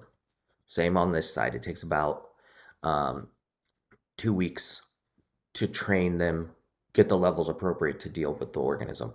Yes, within a few days you start producing them, but it's not enough. It's not enough to deal with it. So you talk about this, like it recently came up with a friend of mine. He's like, yeah, we gave, our son flu vaccine, and later that day he caught the flu. And his assumption was from the vaccine. It's not from the vaccine because he took the shot, so it's not live. And it takes about 2 weeks to get protection. So you hear about it all the time. People are like, oh, I took the flu vaccine. I got the flu like a week later. Yeah, you were probably already exposed. And It takes 2 weeks for protection to develop. The different antibodies here. So we have like IgA, that's in all your bodily secretions. Um, IgG, that's our long term. IgM is the initial. So when someone gets sick initially, we see high levels of this. IgE, that is related to like eosinophils, basophils, and IgD, we think it affects like response of the other ones. It has a effect on them. Okay? Antibody functions. So we mentioned uh, complement activation. Uh, by binding to the receptors on viruses, they can't enter cells, so it blocks them. Toxin neutralization, so binds to the toxin, toxin can't affect it. So this is like antivenom. That's what antivenom is. It's pre-made antibodies to the venom. And then increases phagocytosis along with C3b complement can do the same thing. So the white blood cells respond to it. Okay. Um, so secretory. When you talk about like all the bodily secretions, you typically see IgA. If you remember learning about Peyer's patches, that's the reason they're there. They are responding and secreting high levels of IgA into the bloodstream. And you got to think about where Peyer patches is. Peyer patches in the ileum, right before the colon. The colon is full of bacteria, so it makes more sense there. Here, for polio vaccine, we give Sabin. No, Salk vaccine. It's a killed vaccine. It works, but it's not the greatest. In other countries, they give Sabin. Sabin is active. They drink it. It stimulates these cells directly. They produce high loads of IgA here, and it protects them because that's how the smallpox enters. It's actually fecal oral. Um, so the the reaction is much grander, the protection is much greater. It just, we don't have as much exposure here to smallpox. That's why we can get away with the killed. Also, the risk is much lower for someone contracting smallpox from the vaccine. So non-existent because it's killed versus Sabin, they potentially could develop it. All right, so here, this is like the 2 week mark. That's enough IgM to deal with it. We also produce IgG. Okay. This is first response. So this is like you get the vaccine. Then we get exposure. On secondary exposure, IgG skyrockets. This is why it takes it a little bit, but this is why sometimes you get a little under the weather kind of thing. And then all of a sudden, you feel better. Like you feel a little blech for a day and you feel better. That's what's happening. So something kind of interesting. What's on our next? Oh, yeah, no, we're good here. Something kind of interesting. When I took the first COVID vaccine, I had a big reaction to it in the sense of I couldn't put my arm down from how swollen my uh my lymph node was in my armpit. I mean, massive and fatigued. This was like the next day, like could not get out of bed. I remember we went over to my in-laws and I was like, I gotta lay down. And I went and laid down. My wife came and woke me up after 3.5 hours. She's like, bro, are you gonna get up? I was like, I was just so tired. It was this insane clonal expansion, I'm sure. And the only way you're gonna have that reaction to the first time you get a vaccine is exposure. And I suspect I had COVID like March right before we shut down. That's what I'm thinking. So I had already gone through this process. I was here. And that's why I reacted. Most people, the first time they get the vaccine, nothing. No reaction. The second vaccine, that's where they got that reaction like me. Okay. All right. Fetal. So initially, a child doesn't have active antibodies or production of antibodies, right? They're in a sterile environment. So we shouldn't see active antibodies on birth unless they are the mothers. IgG can cross the placenta. So this is why we vaccinate mothers when they're pregnant, because it crosses the placenta and protects the child while they're starting to produce their own, while we vaccinate, all that good stuff. So that's why it's important for mothers to get these vaccines.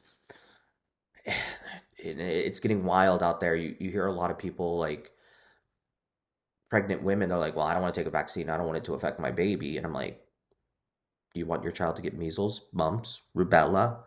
Like, these are things that are devastating, can kill the child. So, vaccination, it's important. Okay. Uh, Natural active immunity. This is you get sick from something in your environment and you create immunity. So, like me catching chickenpox, natural active immunity. Artificial active immunity is we give a vaccine. You create your immunity, you create antibodies. So this is getting the chicken varicella or chickenpox vaccine. Natural passive immunity. The mother catches the chickenpox, passes IgG to the fetus. They have passive immunity. They have a temporary immunity. They are not producing antibodies. Artificial passive immunity, the mother gets a vaccination, passes it to the child temporarily. Okay. We also see this, both of these with breastfeeding. So that's why we push breastfeeding. IgA and I want to say IgM also can be found in breast milk. I'm pretty sure. I don't think I have it in my notes here. Yeah, I'm pretty sure. Okay. So breastfeeding is encouraged for that reason. All right. I was watching something really interesting on Netflix, something, I don't know, it was like a documentary. And they were talking about the effects of breast milk. And one, there are banks for breast milk. Like women can donate their breast milk because sometimes, a mother can't produce, or maybe the mother passed away, something like that. So you can donate breast milk, which I thought was pretty interesting. The other interesting thing was like this guy was buying it off some lady because he thought it helped him bulk up muscle better. I was like, yeah, that doesn't seem very safe, right? Um, because diseases can be passed in it. And it's kind of odd too. Like protein's protein, bro. Move along.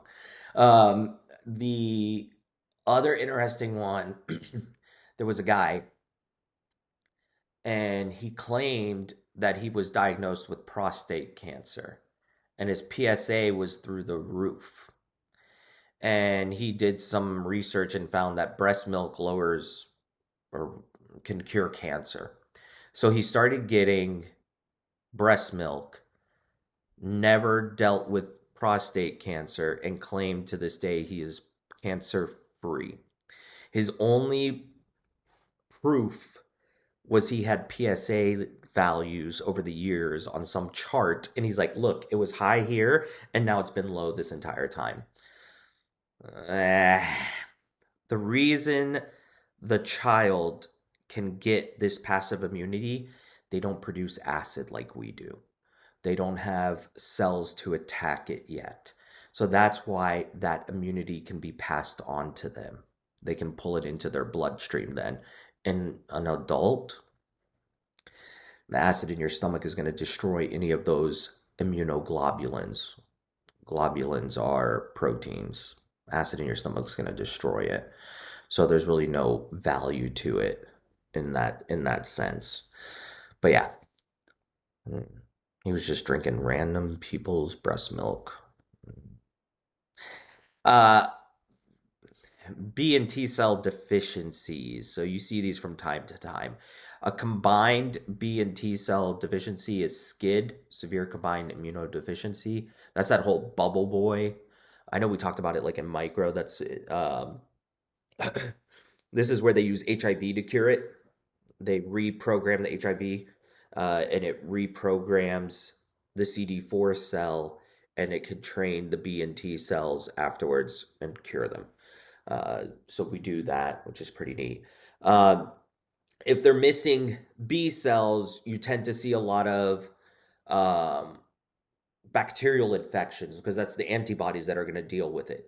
If they're missing T cells, you tend to see a lot of viral infections because they can't kill off the cells that are infected. So if they're missing both, then you see both infections. Okay. Um, Immunodeficiencies can be secondary. So any of these illnesses, for example, can cause, or drugs can cause a secondary immunodeficiency depending on what they're attacking. Like the infamous one, HIV. It combines it, it creates SCID, if you will, and by taking out that CD4 cell, they lose BT cell function, and so they die from a common cold. Right?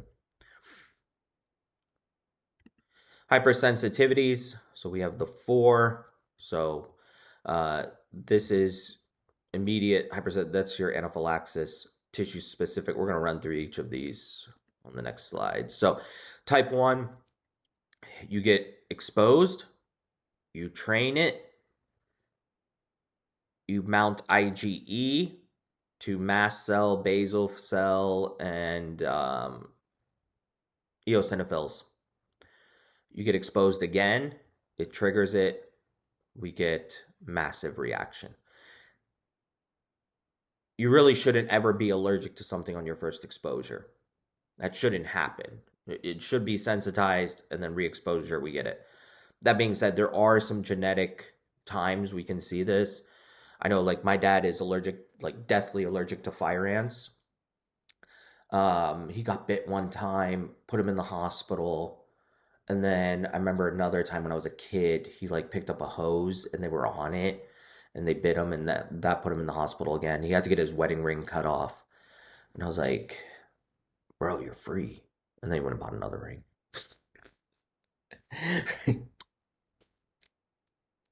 But that being said, the very first time I got stung by a wasp, I got stung in this ear.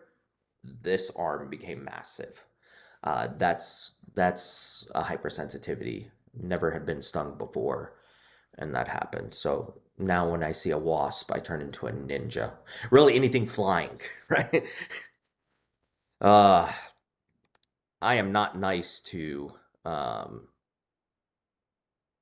bugs. I spray so much bug killer around my house. I don't even care.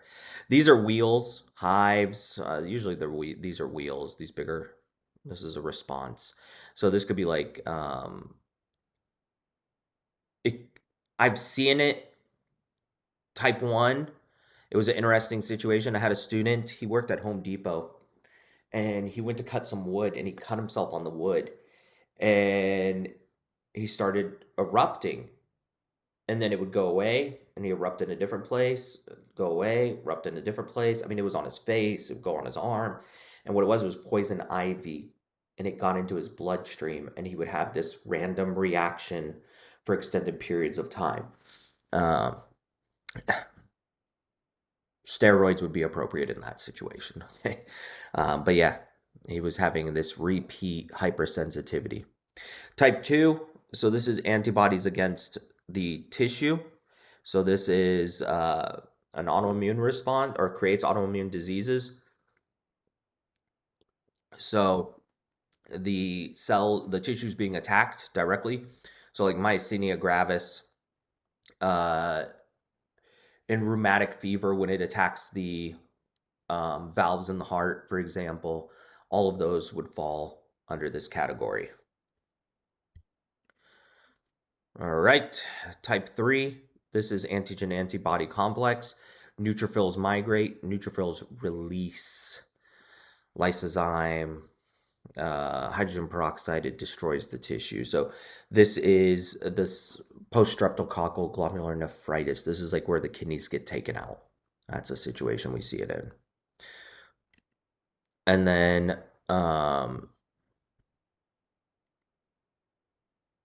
this is where we're destroying the tissue. This is lupus. That's malar rash. This is a normal glomerulus. This is destruction of the glomerulus from lupus. It destroys the tissue. So, controlling that is very, very important. Okay. Um, Type 4. So this is cell mediated. And the classic example here is poison ivy on the skin. It is also the PPD test, the purified protein derivative, that's for TB. And it is also like when people are allergic to like silver, nickel, stuff like that, and they get a rash from it. So it takes 24 to 72 hours post exposure to pop up. Okay. So, yeah, this is rash to something that was on their body. So, autoimmune, there are so many diseases that are autoimmune, like, type 1, they get a viral infection. That's the thought. They get a viral infection and uh, it turns around and targets the beta cells in the pancreas, just takes them out. So they think it's usually like a strep throat or something, or sorry, viral, it's a sore throat. Okay. Celiac disease, that is the true insensitivity to gluten. It attacks the tissue. The villi, microvilli, they blunt. They go like this. They get diarrhea and they can't absorb nutrition. Okay? Graves, that is against the thyroid. It's overactivity. It stimulates it. Hashimoto's kills the thyroid. So they have low thyroid. Pernicious anemia, that is against the parietal cell. They don't produce intrinsic factor. They don't pull in B12. They don't form proper red blood cells. Multiple sclerosis, that is attacking of the myelin. Dermatomyositis, that is attacking of the skin. And then they can actually have a version where it affects muscles. They have trouble like getting up out of a chair, stuff like that. That's signs. They usually have um, kind of like super dark spots under their eyes. That is a sign. Rheumatoid, destruction of joints. Sjogren's. Sjogren's is attack of the glands that produce tears and saliva. So they commonly will complain of um, feels like sandpapers in their eyes. And then they get cavities like crazy. So those are all signs of that.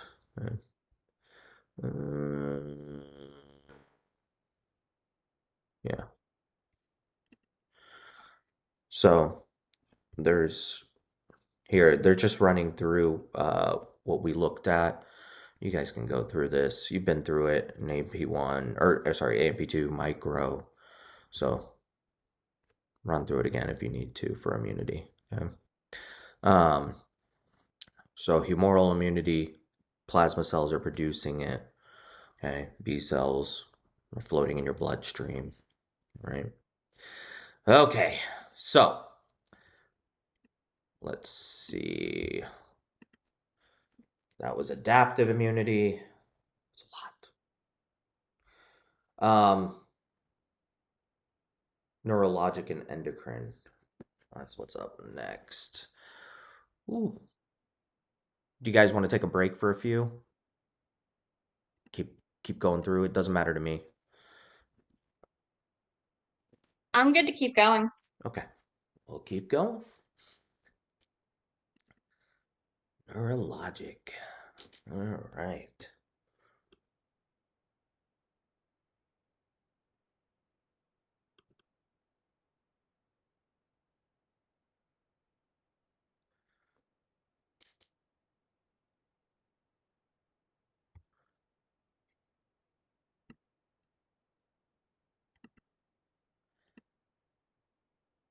So, neurologic.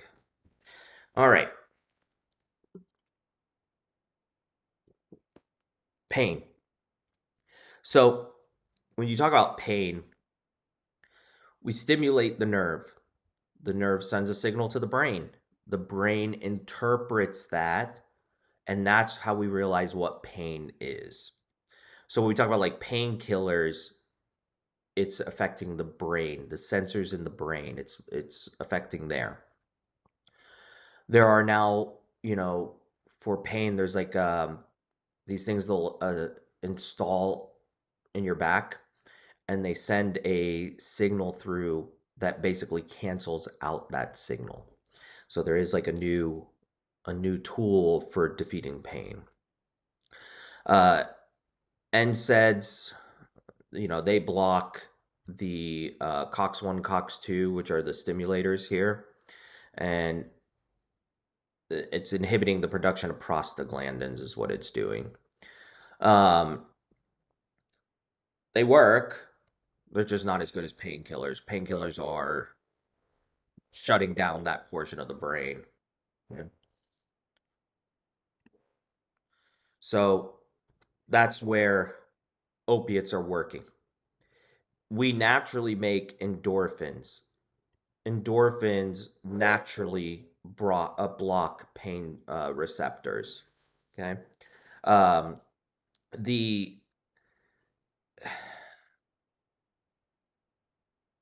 endorphins that we release, you hear about it with like runner's high.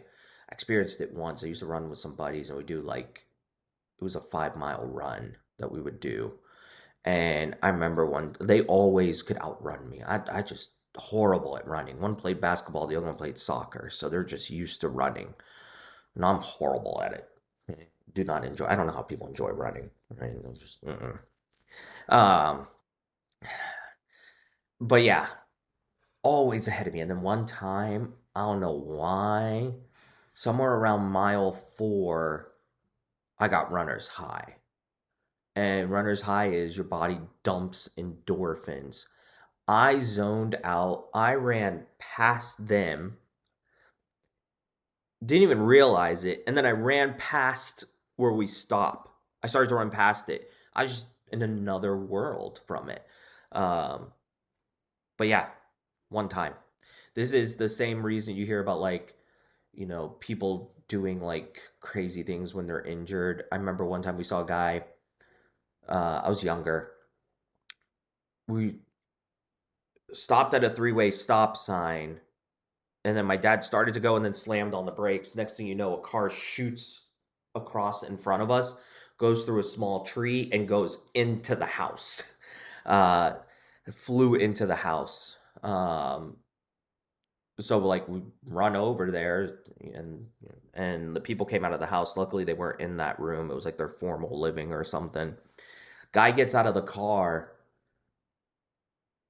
One, he asks if someone else is okay. There's no one else in the car with him. So who knows what's going on there.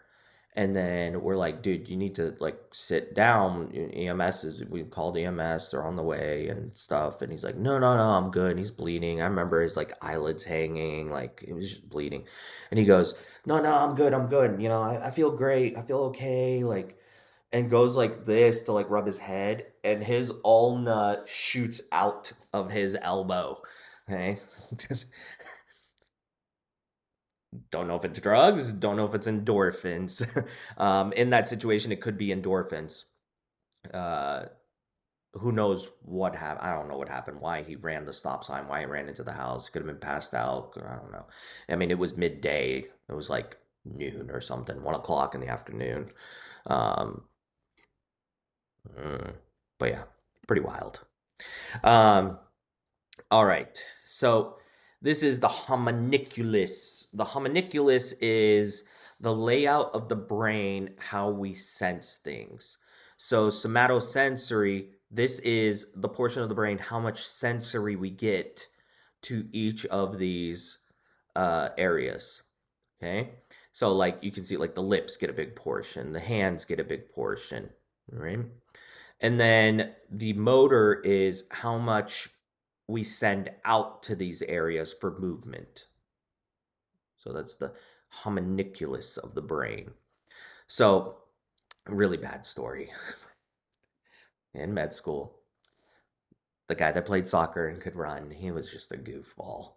So we're sitting there with like an assistant professor one day, and he's going over some stuff with us, and he was talking about the homunculus, and he's like talking about the sensory portion, and he's like, "What what part do you think gets majority of sensation?"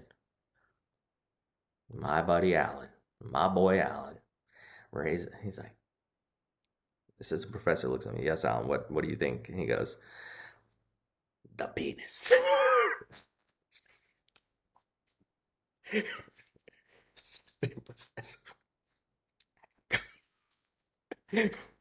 All right, it's not okay. Lips, fingertips. It's our sensory. It's our input, right? Oh, oh, Alan. Referred pain. So some of the sensory is crossed with the visceral organs. And so because of that, when we have pain sensation that is organs, it shows to a different area. So like, you look at gallbladder. Gallbladder is typically right shoulder where it's overlaying liver. So when someone has gallstones, that's what they complain of. Okay. Um, but yeah, you can see the different areas for referred pain. So it's important to know because patient comes in and they say like, oh, man, I just keep on having this shoulder pain. I keep on having shoulder pain. Which shoulder? Does it happen after you eat? Right away, you can know. Let's go ultrasound the gallbladder. And in a situation like that, it points to it. Heart, man, heart's wild. Heart, in males, we typically talk about like when they're having an MI, left arm pain, jaw pain, chest feels like it's being crushed. And then in women, for some reason, it's like, oh, I had a little heartburn. It's wildly different in women for some reason. Okay, so knowing these is important clinically for identifying what's going on in the patient. Temperature regulation, hypothalamus, it's a range. Anywhere from 96.2 to 99.4, and I think, they use 98.6. No one's just sitting at 98.6, and they actually are. I think they were saying the range they were going to like alter it a little bit because the more and more data we collected, we realized some people are just a little bit lower even than 96.2, and that is normal for them. Pyrogens, so we said interleukin 1, TNF is another one, and then there's exogenous pyrogens. So like we talked about like lipid A, okay? Endogenous. When we're talking endogenous, we're really talking about in our body in that situation, not intracellular per se. So temperature regulation is important. Too hot, we're going to destroy uh, proteins, denature. Too cold, cell functionality reduces. Okay? So we do regulate it. How do we regulate it? Vasodilation, vasoconstriction. That's really the big way. And then shivering. By shivering, you increase ATP consumption. As you produce ATP, you generate heat as a byproduct. Hair standing up, okay, stuff like that. So the hypothalamus is controlling that. A fever is a good thing. People always freak out. They're like, "Oh, fever, Tylenol, Tylenol." No, man, fever is not a bad thing. A low grade fever is a good thing. It does help. The problem is if it goes too long or it goes too high. That's when we should be concerned. Okay, too long, they dehydrate. Okay, that becomes a problem. So there's heat cramps, so they'll get pain. That's usually too long, too much sweating. I mean, it can happen also if we go outside, right? Go outside too long, not hydrating properly, you get heat cramps. Then there's heat exhaustion. This is where they start to get confusion, dizziness, and then heat stroke. Heat stroke, there's damage, permanent damage to the brain. So coma, edema, confusion. I remember there was a guy He used to live next to us. He worked at SeaWorld. He was like a landscaper at SeaWorld, and he had a heat stroke. And I remember after that, his speech was not that great. Couldn't move around too much. He was disabled afterwards. So hydration is important. Um, Blindness here. This is trachoma. We talked about this in micro. This is macular degeneration. So you can see all these like little white spots just being destroyed. Okay. Um, Retinal detachment is another one that you got to be concerned about. Uh, Typically, what happens as it's detaching on the back side here, the complaint is it looks like a curtain dropping, or there's blackness on a portion of the eye or vision. That is a sign. Or sparkling. They see fireworks. That is another sign. It's a medical emergency, should be treated immediately, or permanent blindness can happen. One of our officers that used to work at the Alpharetta campus came to me one day and he's like, for some reason, I feel like there's like a black hair in my vision. It won't go away. I'm pretty sure you're having retinal detachment. You need to go to the hospital immediately. And he's like, well, I've got Kaiser. Let me call them. By the time they got back to him, by the time he got approval to go somewhere, he had permanent damage. He lost about 50% of his sight. I mean, worry about insurance afterwards. Okay, uh, permanent damage. It's not a good thing. Okay. Here we're looking at glaucoma. Okay, so they're losing vision. Causation of glaucoma, diabetes can be a causation. Just increased pressure. It's not draining. Any of that can be causation. Okay. Hearing disorders. So one, auto sclerosis. These stiffen, fuse, and don't move. That's usually what happens in elderly. That's what you're seeing there. Sensorineural, something's wrong with the nerve. So this is born with deafness. So typically they do the cochlear implants. Cochlear implants are also due to the bones missing. So they implant into the cochlea and it vibrates the water, sends the sound that way. Okay. So they can have that situation as well. And then ruptured eardrums, damaged eardrums. I know someone that had to have a tympanoplasty. They had so many ear infections as a child, it destroyed the eardrum or the tympanic membrane. So they took a piece of skin and created a new one. And they hear, but it's not the greatest. And it's just not as functional. Consciousness. So we have to arouse what's called the RAS system. If the RAS is not able to communicate, um, we can't wake up the body, the mind. So you hear about locked in syndrome, for example. Locked in syndrome, we see there is brain function, but something's damaged in the RAS or the communication. They can't wake up their body. They're in there, but they can't move. Okay? That's locked in syndrome. Uh, Narcolepsy. Narcolepsy is where it shuts down. They cannot control it. It just shuts down. And that's, they sleep. They want to sleep. I know someone, he has narcolepsy, and he used to go to UGA, and he would have to pull over and sleep. He couldn't make the commute. Just periodically have to pull over and sleep. And the treatment is Adderall. That's usually what we give. Adderall is enough of a stimulant to keep them awake. So they also develop, and you may have had this happen to you, sleep paralysis. Sleep paralysis is kind of like locked in syndrome. You wake up, but you can't move your body yet. Your brain is awake, your body isn't. So you see that with narcolepsy. I'm sure it's happened to you before. Uh, you feel like, it's always the same dream for me. I feel like someone's standing by my bed, like broke into the house, standing by my bed, and like I'm awake, but I can't move. It's always that situation for me. I don't know why. Right. Why is all sleep paralysis like some creepy like thing? Like it's Mm-hmm. always something out to get you. Mm-hmm. It's it's the weirdest thing. I don't know why. Right?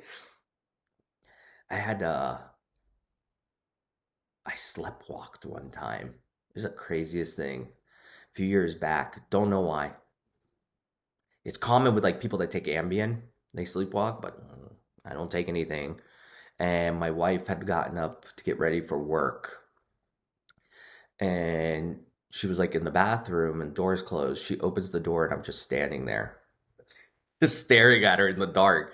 And she said, she's like, what's going on? And all I responded was, the secondary prisoner. She's like, what the heck? And then I walked into her closet, stood there, and then she like kind of like nudged me or something. I was like, oh, yeah, yeah, yeah. And then I walk into the bathroom and she's like, are you okay? And I yelled. She was like, I'm fine. It's like the weirdest thing. And then I went and used the restroom. And she's like, at this point, she realized something's going on here. Like I'm sleepwalking. And she guided me back to the bed. She said, I just collapsed into the bed. And she went to work and she didn't hear from me for a while. And then finally, she's like calling my phone. I guess it like finally woke me up or whatever. It was like 11 a.m., which is very odd for me to sleep into. And she's like, are you okay? I'm like, yeah. I don't know why I'm so tired. And so she told me I sleptwalked. Okay. So brain was awake and taking control, right? But you hear about it. You hear about, especially people on Ambien, basically sleepwalking and even like sleep driving. There's situations like that, or getting out of the house, stuff like that. So it's just altered for some reason, right? But yeah. All right. Altered consciousness. So a lot of times you see this when there's brain damage, something along those lines, something is affecting the brain, and the signs are in their breathing. Okay. So we have, normal tidal volume breathing here. When you look at stuff like BIATS, okay, so this is typically there is brain damage. They go super breath, super breath, super breath, no breath, super breath, super breath, super breath. Okay. Cosmals, there's a nice little memory tool for you here. That is typically what is seen with diabetic ketoacidosis, very rapid breathing because they're um, trying to get rid of hydrogen ion. Right? They're trying to blow it off. So very rapid, deep breaths. And then Cheyenne Stokes. This is typically seen in overdoses, and it's very rapid breathing. Stop. Very rapid breathing. Stop. Okay. Uh, or brain damage. We can see it in brain damage as well. Right. So heart failure, brain tumors. You see it in those. Okay. Yeah. There we go. Oculomotor responses. This is an old technique, and what you would do is you get the patient to look at you and turn their head side to side, and if they can maintain vision, okay, they are fine. If they can't, it can mean there's some type of brain stem lesion. This is also an old technique. They inject cold water into the ear, like shoot it into the ear, and normally you should look to that side. It's a response, automatic response. If they have like asymmetrical or they're not looking at all, that can be a patient is the brain is damaged essentially. So someone like in a coma or something, then it's an old test. They don't now we do scans, stuff like that to identify issues. Um, motor responses, decorticate, so that's above what the red nucleus, and they have flexion. Okay, flexion of arms and wrists, right? If it is all four extremities. Okay, it's below the red nucleus. It's affecting the entire body, and they extend everything. So this top guy, that is decerebrate, decerebrate. There we go, decerebrate. The bottom guy would be decorticate, flexion, bending of flexors. Okay. Seizures, um, there is some type of dysfunction in the brain, or electrical dysfunction. And so there is basically the body shutting down, or it's sending out mixed electrical signals. So metabolic defects can cause it. They can have some type of congenital malformation in the brain causing it, or genes that are allowing for it.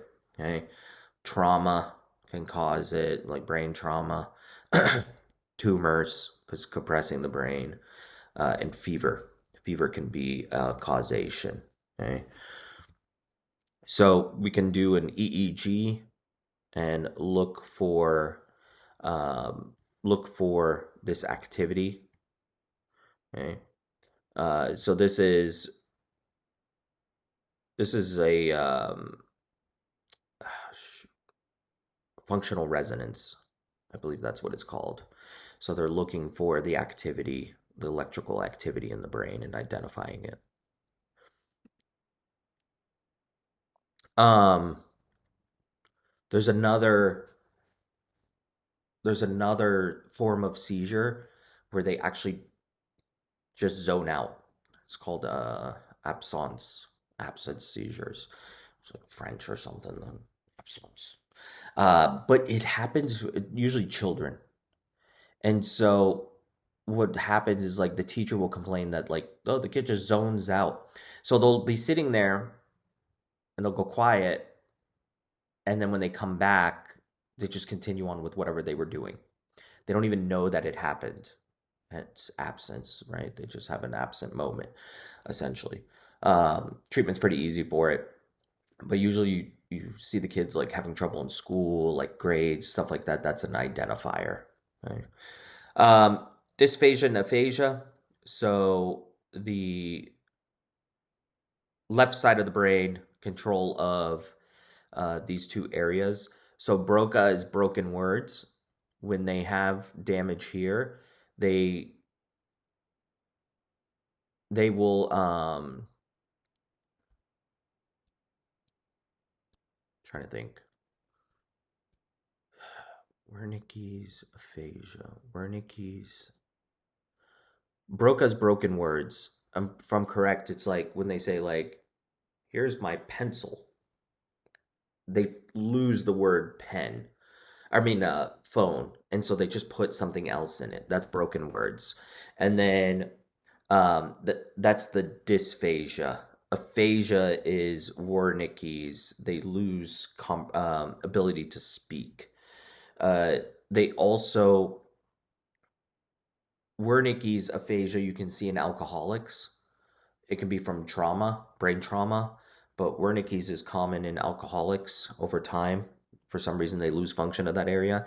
And they also develop what's called cofabulation in alcoholism. That's interesting. Cofabulation is they lie without knowing they're lying.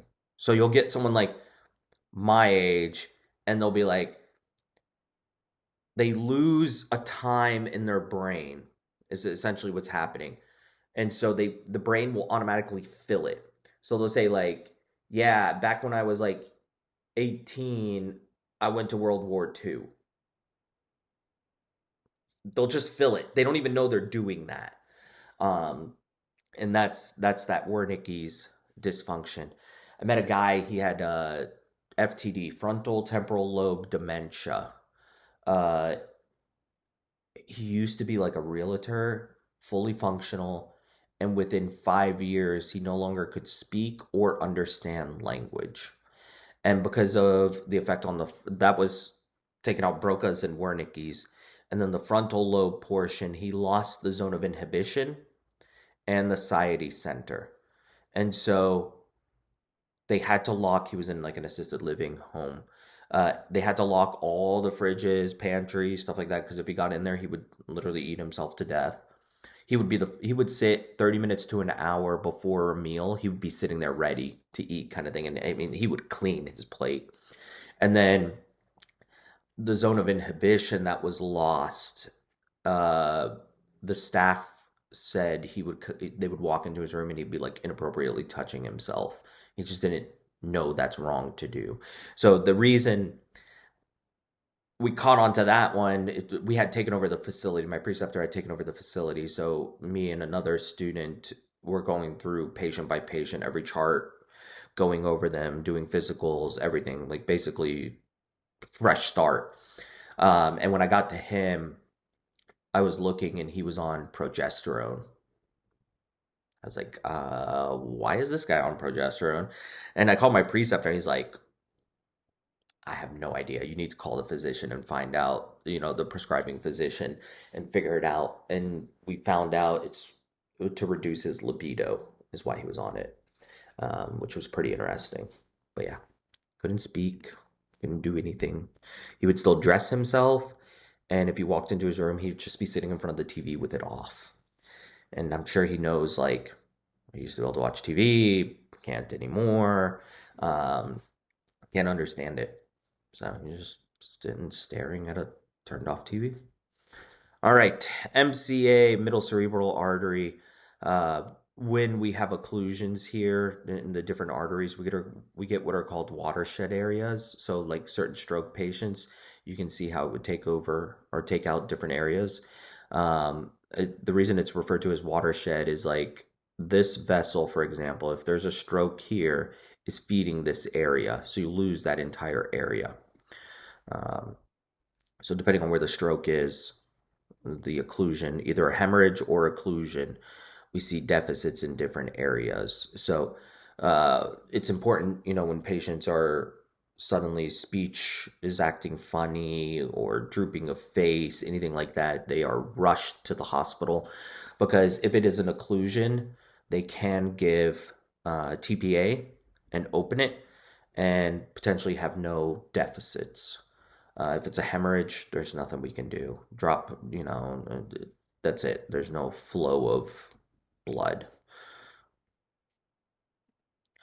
Alzheimer's, so typically late onset, if there's family history of it, you're at an increased risk. They develop these neurofibrillary tangles. So there's lack of communication, and they develop the beta amyloid plaques in there, these protein structures that are blocking the connection. It's a rough disease. They typically, with any dementia, these are the tangles and the plaques and everything in here. With any dementia, they tend to become combative because they're not understanding what's happening. They lose time, age. I remember one lady, I believe she had Alzheimer's. It was the same facility. And I was talking to okay, so sometimes she would see me and she'd be like, "Hey, Dr. Peter, how are you? Know who I am." And then one day I was talking to the other student and we were going over like patients or whatever. And this lady flags me over. And I walk over and she's like, "Do you think it's right that I'm sitting here and you're talking to another woman?" She thought I was her partner, I guess. I was like, I gotta go. Got yourself a second wife, huh? Yeah. Oh man. And then like another time she called me over and she had a stack of magazines and she's like, "Where can I pay for these?" She thought she was like at a bookstore or something. Another time she asked if her parents were here to pick her up yet. This lady was like deep 70s. So yeah, just loses time, place, everything. Um, these facilities are truly the best for them. They're designed to handle, round the clock, deal with them. It is very hard to keep a dementia patient at home. So I heard that like when Alzheimer's and stuff, their childhood memories suddenly get much stronger Mm-hmm. than they used to be. Mm-hmm. So that's why they can tell you something detailed from their childhood that they couldn't before, and but yesterday is gone. Yeah, it's like the brain remaps almost. And they'll come in and out of those moments. So like you go back to them 5 minutes later and they may be completely in the moment speaking to you normal. It's just how the brain is firing is all altered and how it's mapping itself out. It's wild. Um, but yeah, like you hear about it on the news all the time. Elderly person missing in the middle of summer or winter. That's a dementia patient. They will wander out of the house. They will take cars and drive off. Um, they can injure you. They may not recognize you. I know one of the other instructors, their mom is going through dementia, and they have like an in-house nurse that'll stay with her, stuff like that, and it's difficult. She's like, she'll she forgets her own daughter. She doesn't even know who she is at times. So it's tough. It's tough on the family. You see someone that is completely functional for years and years and years, and all of a sudden, nothing. Right. Um, so in Alzheimer's, the brain shrinks. All of it shrinks. All the gyrus shrink. The gaps between them increase, and these amyloid plaques build up in the tissue, interfering with the neuron's ability to communicate. All right. The other one, Parkinson's, that's the other one you're going to see a lot of. For some reason in Parkinson's, the face tightens up. We'll see it just tighten. Um, Cogwheel movement. So when they're moving, it's kind of like that. And then inability to start and stop processes and shuffling of feet. So when they want to start moving, it takes a while to get it moving, and then once it's moving, it's hard to stop moving. And then the pill rolling, you see them their hands doing this, and then the shaking. So in elderly patients, shaking can be normal. It's actually cerebellum. What was it? Yeah, cerebellum degradation over time, and so they develop a tremor. Essential tremor is what it's called. That is normal. The easiest way to identify it is you ask them. You look at their handwriting. If they have like Parkinson's, the handwriting is all jagged and rough. If they have essential tremor, they write normal. So when they go to do something, the tremor disappears. And then the other way to identify it is if they have a drink of alcohol, the tremor disappears. They have a glass of wine, beer, or something like that, and the tremor goes away. It's an essential tremor. Um, Man, after my knee surgery, so I have a Corvette and it's manual. I couldn't drive it during my knee surgery. So finally, after my knee surgery, I was like recovered enough. I was going for a follow up, and I was like, I'm gonna drive the Corvette. It's been a while, and so my wife was home, and I was like, "Can you move the truck so I can pull the Corvette out?" She's like, "Sure." My Corvette is very loud. It doesn't have mufflers. It's very very loud. Okay, um, and so you can't hear in it. You can't make phone calls, and my wife starts calling me. I'm like, "What the heck's going on?" Like, let me pull over and see what's going on. So pull over, call her. She's like, I hit the truck. She hit a neighbor's mailbox, put a scratch in it like that long. All right, fine, whatever. I go to my doctor's appointment. I park way in the corner.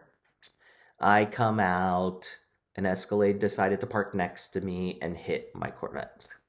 So both of my cars got hit in one day. Neither of them my fault. So I look at this poor Escalade. It is hit on every corner, everywhere. And so it's a private parking deck, so cops aren't going to come out. The security leaves a note on his car and get a picture of the license plate. Like, there's nothing else I can do. Guy calls me. He's like, "Yeah, I'm not surprised they hit your car." He's like, "I have Parkinson's." So sure enough, when he's going to turn in, he probably can't start. He's going slow. He probably can't hit the brakes quickly, and he whacked the car. It's wonderful. And it was interesting when he sent me over his like information and stuff, he typed it up and sent it over like that. Like he couldn't write it because um, his handwriting, I'm sure, is horrible. But yeah, it's kind of wild. So, intracranial pressure. When pressure is too high, the the brain gets compressed, and we can get herniation of the brain. So cerebral perfusion pressure needs to be between 70 to 90 millimeters of mercury so that we can perfuse the tissue. So if we drop blood pressure too low, the brain does not get perfusion. Okay. Intracranial pressure is normally somewhere between 1 to 15 millimeters of mercury pushing out. Right. So when you talk about the different pressures as we increase intracranial pressure, so step one is they can compensate. Stage two, blood pressure increases. Stage three, intracranial pressure will approach that of blood pressure. If we reach that, then there's hypoxia. And then stage four is the herniation. So how do we decrease pressure? You can put any of these types of shunts and remove it that way. Typically, when we get this hypoxia, they go to sleep. They shut down. All right. So that's why like head injuries are very important to get investigated and looked at. A lot of times they have what are called the subdural hematomas, bleeding over here. Okay. Um, Mannitol.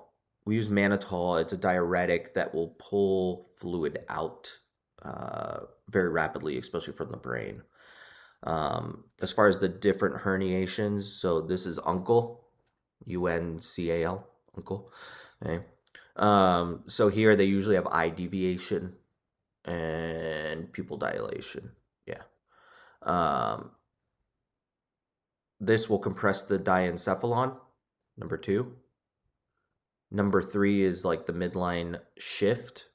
It compresses the ACA. Number four, that's cranial fracture. So you see these when, trauma to the head. A common causation of this is someone getting T-boned when they get hit and then they whack the window or the door. That's where you frequently see that. Um, what else? Oh, and then this is brainstem shifting down. They With this one, they tend not to be able to lift their arms up. They can't urinate. That's signs of it. And the only reason I remember that is the memory tool is you can't climb a tree and you can't pee. Um, it's just the memory tool for it. This is like that subdural hematoma. So that's where, actually, I think I have an image. Yeah, or it's epidural. Oh, yeah. Okay. So this is above the dura. You can see compressing the brain. One of my wife's friends died because of that. He was in his 20s. He went out skiing, fell, told his roommate, "I don't feel so good," went to lay down, never woke up. Uh, a friend of mine was out at Road Atlanta in his Corvette. It had a cage. He was wearing a helmet and he didn't have the right seat in his car. If you ever notice, like in race cars, the seats come up like this, and there's a reason for that. So he went off track, slammed into the wall. When he slammed into the wall, he hit his head against the cage. He refused to go to the hospital initially, said it felt fine. After a while, started to feel nauseous, went to the hospital. It was too late. He ended up dying. And so in that situation, he had an either subdural or epidural hematoma. What we're looking at here is they've cut open the head, and you can see all the coagulated blood, and it's coming out under the dura or the yeah, under the dura. So is that why you always have to get people's concussions looked at Yep, just in case? yep. It's How the would you huh? how would you tell between like, oh, you're just concussed and you have a hematoma if they're not doing any scans? Like, because they don't normally do scans unless they feel they need to. Yeah, they're not just gonna like willy-nilly scan. If there's any like sleepiness, nausea, vomiting, those are all pointing towards signs that there's compression on the brain. So, in the end, a scan is cheap. You do a scan, and then we could figure out like you got a situation like this, you need to drain it ASAP. So that's where they're going to put a shunt in. Um, And this one looks like you see the bone, you see that like the fluids in there. There's probably a Mhm. fracture here. There's trauma. That's probably what's going on there. But yeah, that's subdural hematoma is what killed one of the Kennedys, like skiing accident. I think what Sonny and Bono, who Bono died from a skiing accident, I believe. So it happens. It happens quite a bit. Right? Um, so we develop like brain edema, uh, or we can have brain edema. So vasogenic, that is the cells or the barrier is just allowing fluid through. You can have cytotoxic, so cells are being damaged, and then fluid is just overly entering into the brain. So by rapidly decreasing blood pressure, we can release that edema.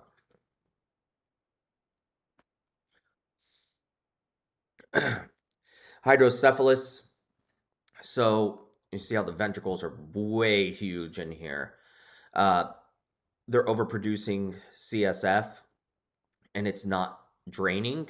That is a non-communicating, or it's just sorry.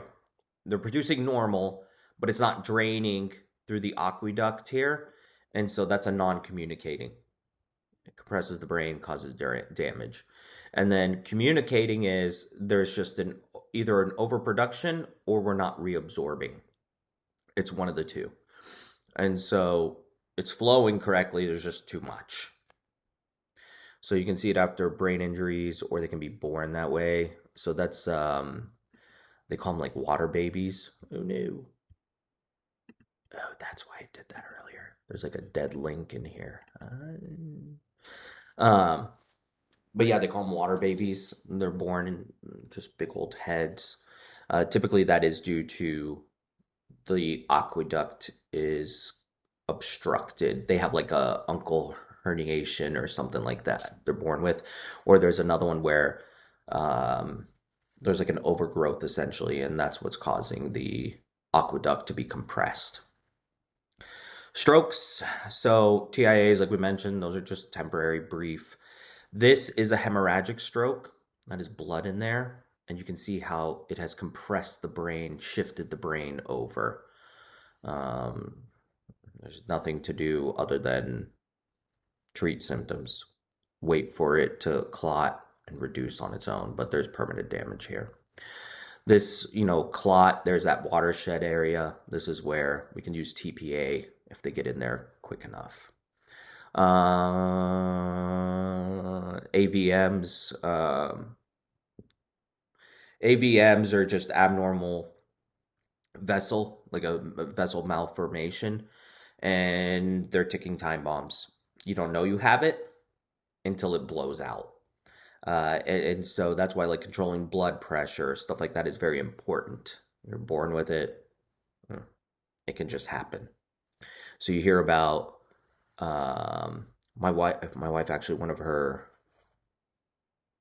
old neighbors, they kind of stayed in touch, Facebook, whatever, from when they were kids.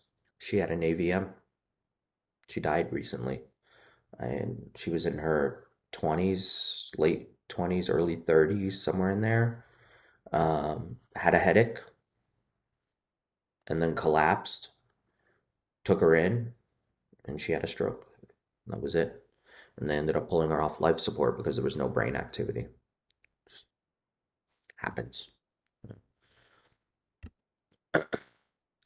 Aneurysms. So these are outpouching. Aneurysm means outpouching, and they can rupture. If they rupture, you end up with bloody CSF.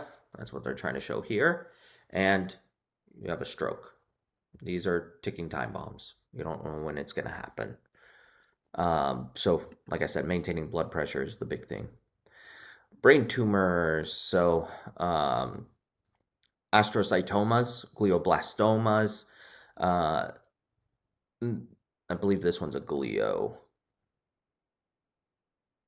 Yeah, that's a glioblastoma. Um, there's nothing really to do. Glioblastomas are incredibly deadly. That is a brain cancer, true brain cancer, and there's not really anything we can do about it. Meningiomas, these we can do something about it. It's a cancer of the meninges, and they surgically go in and remove it. I had a friend in high school that had a meningioma, and I don't remember how they identified it. I think it was headaches, and he went in for imaging, and they discovered it, and they went in and removed it. I remember he had a shunt for a period of time, um, and then uh, he recovered. He's still alive today, so easy to deal with. All right, upper motor, lower neurons. So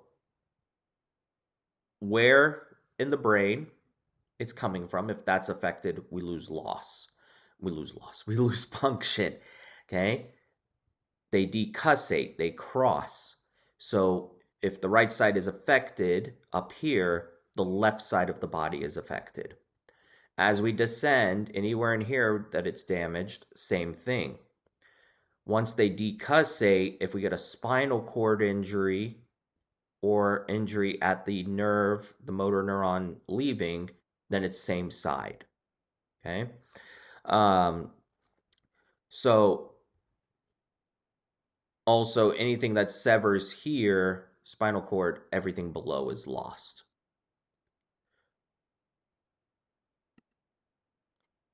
Huntington's disease, it is a form of dementia, and it's what's called a trinucleotide repeat. So CAG here, what you'll see is CAG recurring in their DNA.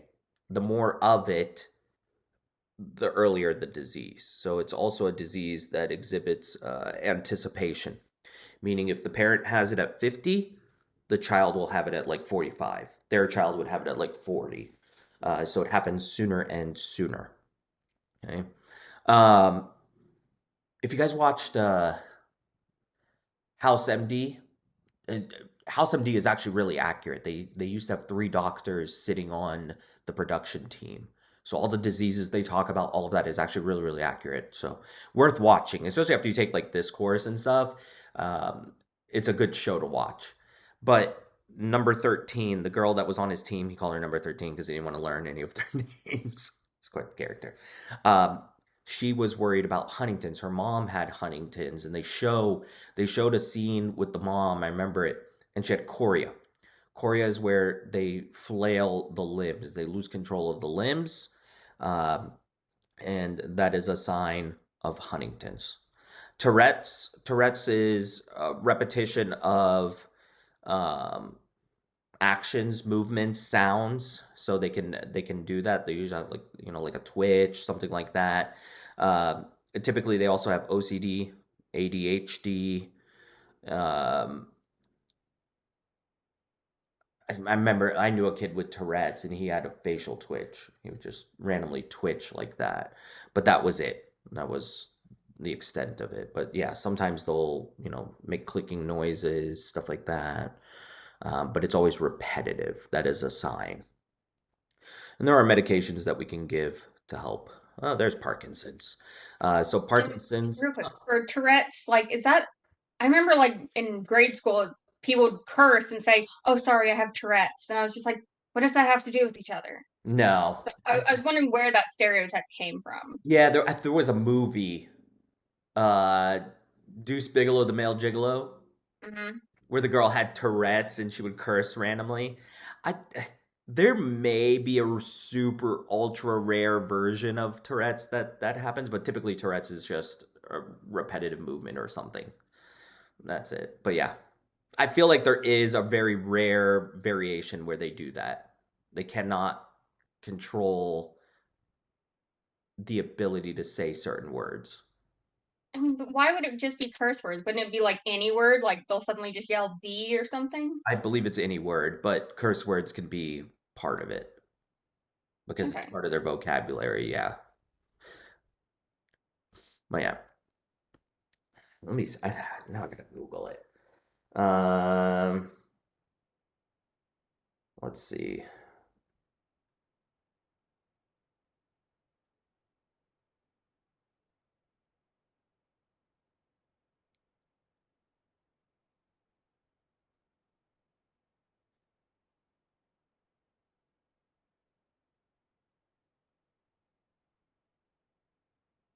Yeah, so there is a variation. It's coprolalia that, and it says it's 1 in 10 people with Tourette's have that, and they cannot control it.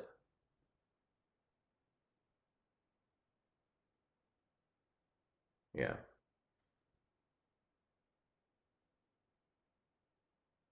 yeah. So it does exist. It's ultra rare. I mean, how many people do you know with Tourette's? And then of that, 10% potentially can have it. It's ultra rare. But yeah, Parkinson's. So this is what we were talking about earlier. They lose the substantia nigra, and that's where they produce dopamine. So this is where we use the drug L-dopa or levodopa. It's a I believe it's an antamoner of dopamine. It is the reverse.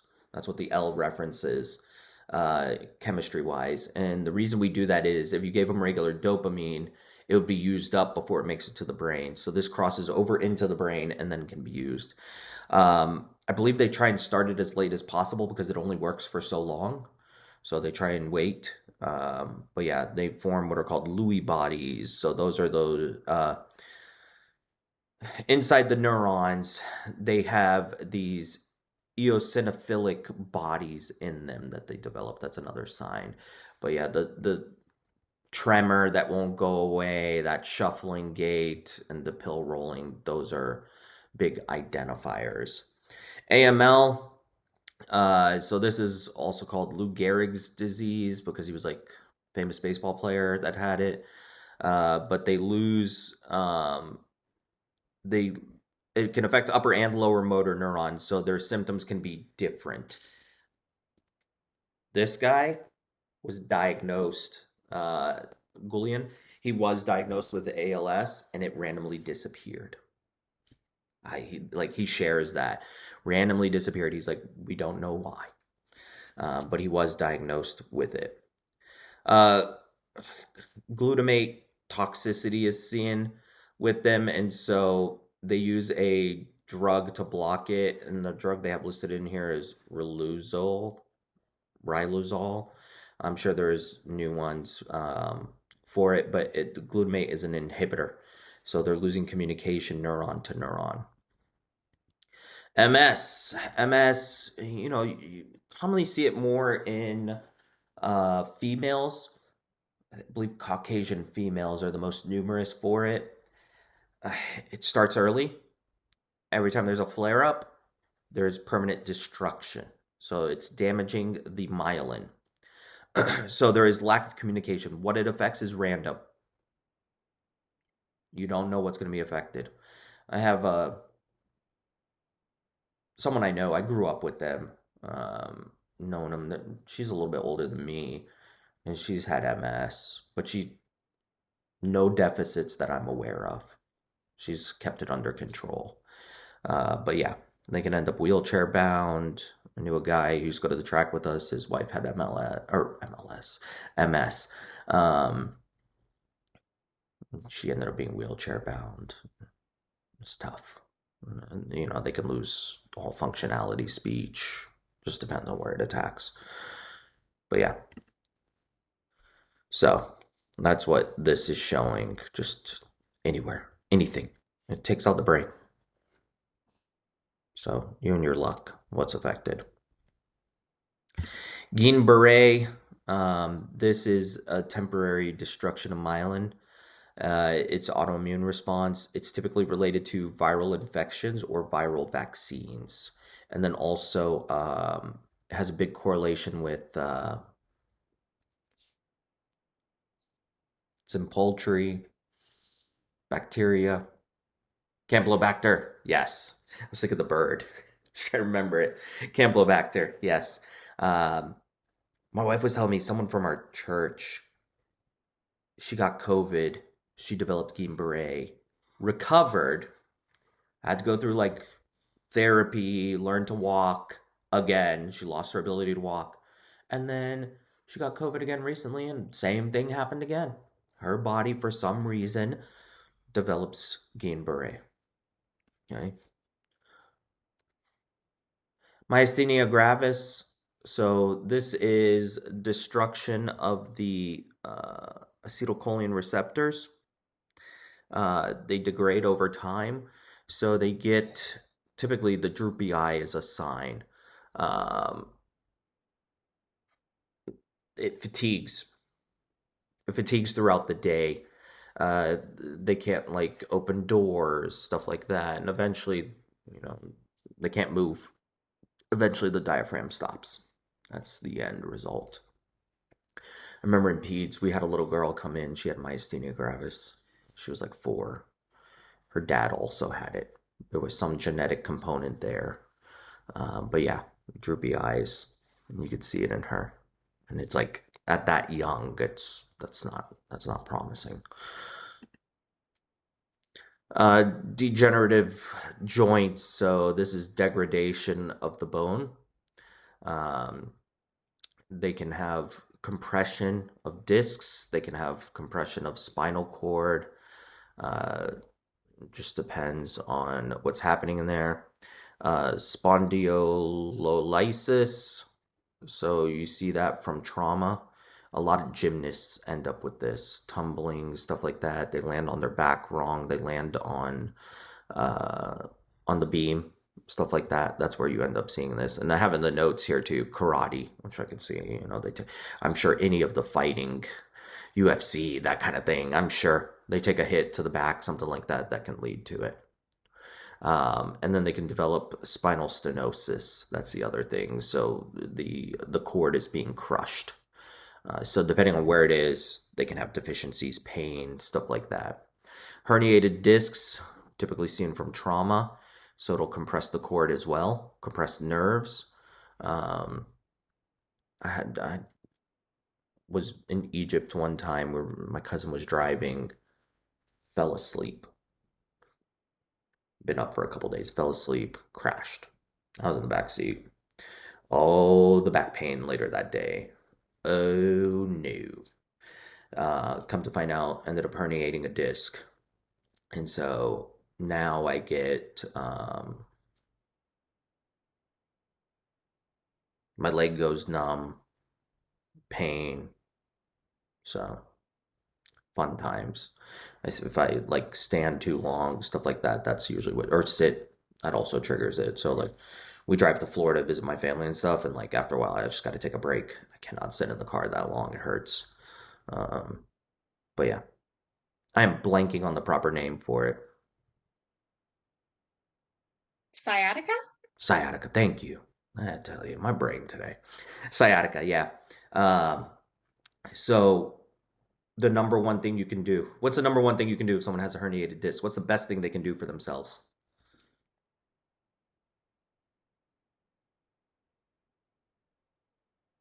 Any guesses? Is it physical therapy? Strengthen the back muscles?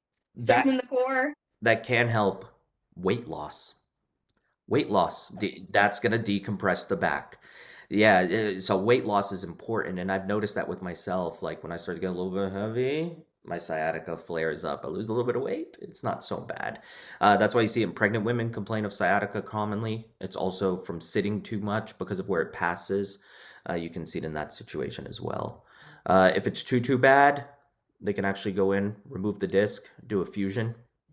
They can put in like a fake disc, stuff like that. All right. We got one more.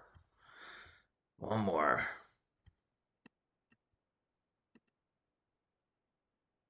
Endocrine, right? Is our next one. Where's endocrine? Endocrine. There's endocrine. Endocrine's a short one. And you guys are going to be pretty familiar with endocrine in general. So, let's see. All right. So, you guys went through this already in AMP2, releasing hormone, acts on the pituitary, release the hormone. As levels go up, it turns it off. Okay. So it's a negative feedback system. As far as hormones go, if they're fat soluble, they can pass through, act on a receptor on the nucleus. If they're water soluble, receptors on the surface, secondary messenger, which is cyclic AMP, then commands the nucleus to do something. Okay. So, diabetes insipidus is what we're talking about here.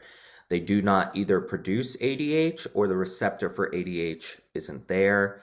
So they don't produce antidiuretic hormone. They don't pull water back in. They just pee out water constantly. So they lose volume, right? So diabetes insipidus, the urine would be very clear. Syndrome of inappropriate ADH. They produce too much. The urine is very concentrate. They dilute their system if they consume too much water. And, with diabetes insipidus as well, if they're peeing out stuff, solute will leave with it. If they overhydrate, they can lose electrolytes too much. So you can see electrolyte imbalances in both parties. All right. Pituitary, if they have tumors, typically the first thing you see when someone has a pituitary tumor, they lose peripheral vision because it compresses the optic chiasma, and that where it compresses affects their peripheral vision. So they commonly run into walls, they get into car accidents where they didn't see the car coming, stuff like that um, can be indicative of it. Loss can be due to trauma. When they used to make seatbelts where it only went across your lap and you get a car accident and you hit your head against the dash, severs it. That immediate stop is enough to sever it. So overnight, they lose all their hormones that are coming out of the pituitary. And then we see it's called Sheehan syndrome. That is, as soon as a woman delivers a child, there is a sudden hypervolemic shock potentially, and they can the pituitary can infarct and die off. So the sign is they suddenly stop lactating because they are not producing prolactin anymore. Right? So pituitary adenoma, that's what I was talking about. The compression of the optic chiasma, and then they can produce prolactin so they can have secondary amenorrhea. It stops the estrogen and they stop having cycles, and then they can produce milk when they're not pregnant. That can be another sign. And then in males, loss of testosterone synthesis because of the excess prolactin levels. So impotence, loss of libido, any of that. Pituitary. So anytime we talk about primary versus secondary, primary is direct loss of the organ or direct causation. Secondary is due to something else this is happening. So like in the last example, like when they overproduce prolactin due to an adenoma in here, they're losing their menstrual cycle. That's secondary. Primary would be menopause, for example. Okay. Is there anything else I need to talk about on here? No, that's all. Um, Graves' disease, we talked about that. That's the antibodies stimulating. So Graves' disease would be a primary. It is on its own happening. Secondary would be like if someone was taking Synthroid and they shouldn't be. That would be a secondary example. Okay. Exophthalmos, this you've probably seen on TV recently. That's thyroid eye disease. They develop a glycoprotein, or yeah, I believe it's considered a glycoprotein, and it deposits behind the eyes and pushes them out. And same with the peritibial myxedema, same thing, same causation. Hypothyroidism, so this is loss of thyroid, and so it's the opposite. It's slowed down. It's weight gain, hair thinning, okay, cold. They always feel cold. Versus Graves is the opposite. They're thin, they're hot. Okay. Um, Hashimoto's is the primary cause, but due to Graves' disease, this overactivity, we give them uh, radioactive iodine and it kills it off, and we develop a hypothyroidism because of that. So Hashimoto's is primary. Secondary would be treating for Graves' disease. So my wife and I have been watching How to Catch a Smuggler on Nat Geo, and in one of the airports, they literally have a machine that senses radiation, and some lady lit up, and so they had to inspect her, and she's like, "Oh, I went overseas and had radiation for my thyroid." And she had all the documentation, and sure enough, that's why she triggered. There was that much radiation in her for getting the treatment that it triggered the machine, which is pretty wild. Parathyroid. So when we have hyperthyroidism, that's your primary. Okay. Uh, so it's just overreactive secretion of parathyroid hormone. So they tend to have bone thinning. Okay. A secondary causation would be lack of vitamin D. So if they have like renal failure or malabsorption disease, that's really the only time you're going to see lack of vitamin D on that level. Okay. So here they're showing thinning of the bone. That's what they're showing here. Okay. Calcium is being taken out of the bone. Um, Here they're showing tetany because of inappropriate calcium levels. And so the cells are just spontaneously depolarizing. Type 1 versus type 2 diabetes. Type 1, there's no insulin. Type 2, there is insulin, but the receptors are not responding. Either there's not enough insulin or the receptor is altered, not responding. Um, Also, fat cells consume insulin and they don't respond properly to glucose absorption. So that's why we see that elevated glucose level. So insulin strikes a receptor, GLUT4 is the transporter, and glucose enters. Once glucose enters, we can use it to make energy, store it as glycogen, turn it into fatty acids, whatever we need, right? Um, why is diabetes so devastating? Really, what it is glucose enters every cell. It can enter on its own. We don't necessarily have to have insulin and GLUT4 there for it to enter. When it's oversaturated, it will enter. So, for example, here on hemoglobin, uh, it attaches to the hemoglobin. So, hemoglobin A1C, we're looking at the hemoglobin over like a 90-day period. It gives about a 3-month window look at glucose levels overall in the body.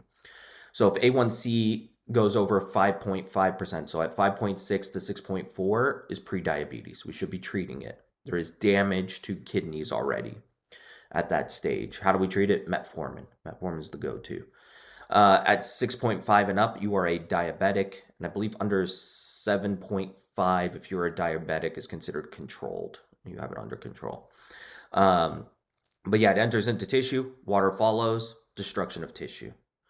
So every part of the body that it enters into, that's what happens. Destroys the kidneys, destroys the lens in the eye, develop cataracts, just anywhere and everywhere. Damages muscle, everything. Okay. So uh, controlling, controlling it is important. They're showing on the retina all the destruction, nerve damage, kidney damage, poor wound healing, vessel damage. So with like diabetics, we always inspect like their feet, things like that, because they could have a wound and not know. Okay. Metabolic syndrome, we talked about this, but these are kind of like how we identify it. Okay. Not waste like that, waste like WAIST. All right. But yeah, they have to have several factors here to qualify. Because of that, they then have increased risk of like stroke, coronary artery disease, all of that. Cushing's disease, Cushing's syndrome. So this little boy, that's the same kid. It is a overproduction of cortisol. So either we're giving them cortisol, exogenous, or for some reason there is a tumor, perineoplastic tumor, for example, adrenal adenoma, any of that, too much cortisol. So they get like striae, which is purple striae, the stretching. They say a moon face. It's very round. It's called buffalo hump, fat deposit on the back. Okay. Obesity, bone weakening, purpura, wounds, okay, bruising in the legs commonly. See all kinds of things going on with them. Addison's. So Addison's, they can get on their gums the black here. That is a sign. The lines in the nails. That is a sign as well. So the it appears when it says 90% of the adrenal gland is destroyed. So they start to release too much ACTH, and they release MSH, melanostimulating hormone. That's why they get the darkening of the gums. Okay. And they develop hypotension because there's no glucocorticoids or mineralocorticoids. Miliary TB. When TB spreads into the organs, that's when it kills the adrenal gland and they can develop it. So in this scenario, they were saying this person had miliary TB and survived it. Just pretty darn rare. Here he is. Pheochromocytoma. Yeah, I was saying it wrong earlier. There's that tumor of the medulla. This is the one where they have all these symptoms, sweating, heart racing, all of that. Before they remove this, they have to dump tons of beta blockers into the patient, because if they don't and they agitate it, it can release so much epinephrine or epinephrine they can have a heart attack. So yeah, it's pretty wild. And we're done. 3 hours. Thank you for attending. Um, I mean, you're good. You got it down in 3 hours. 3 hours. That's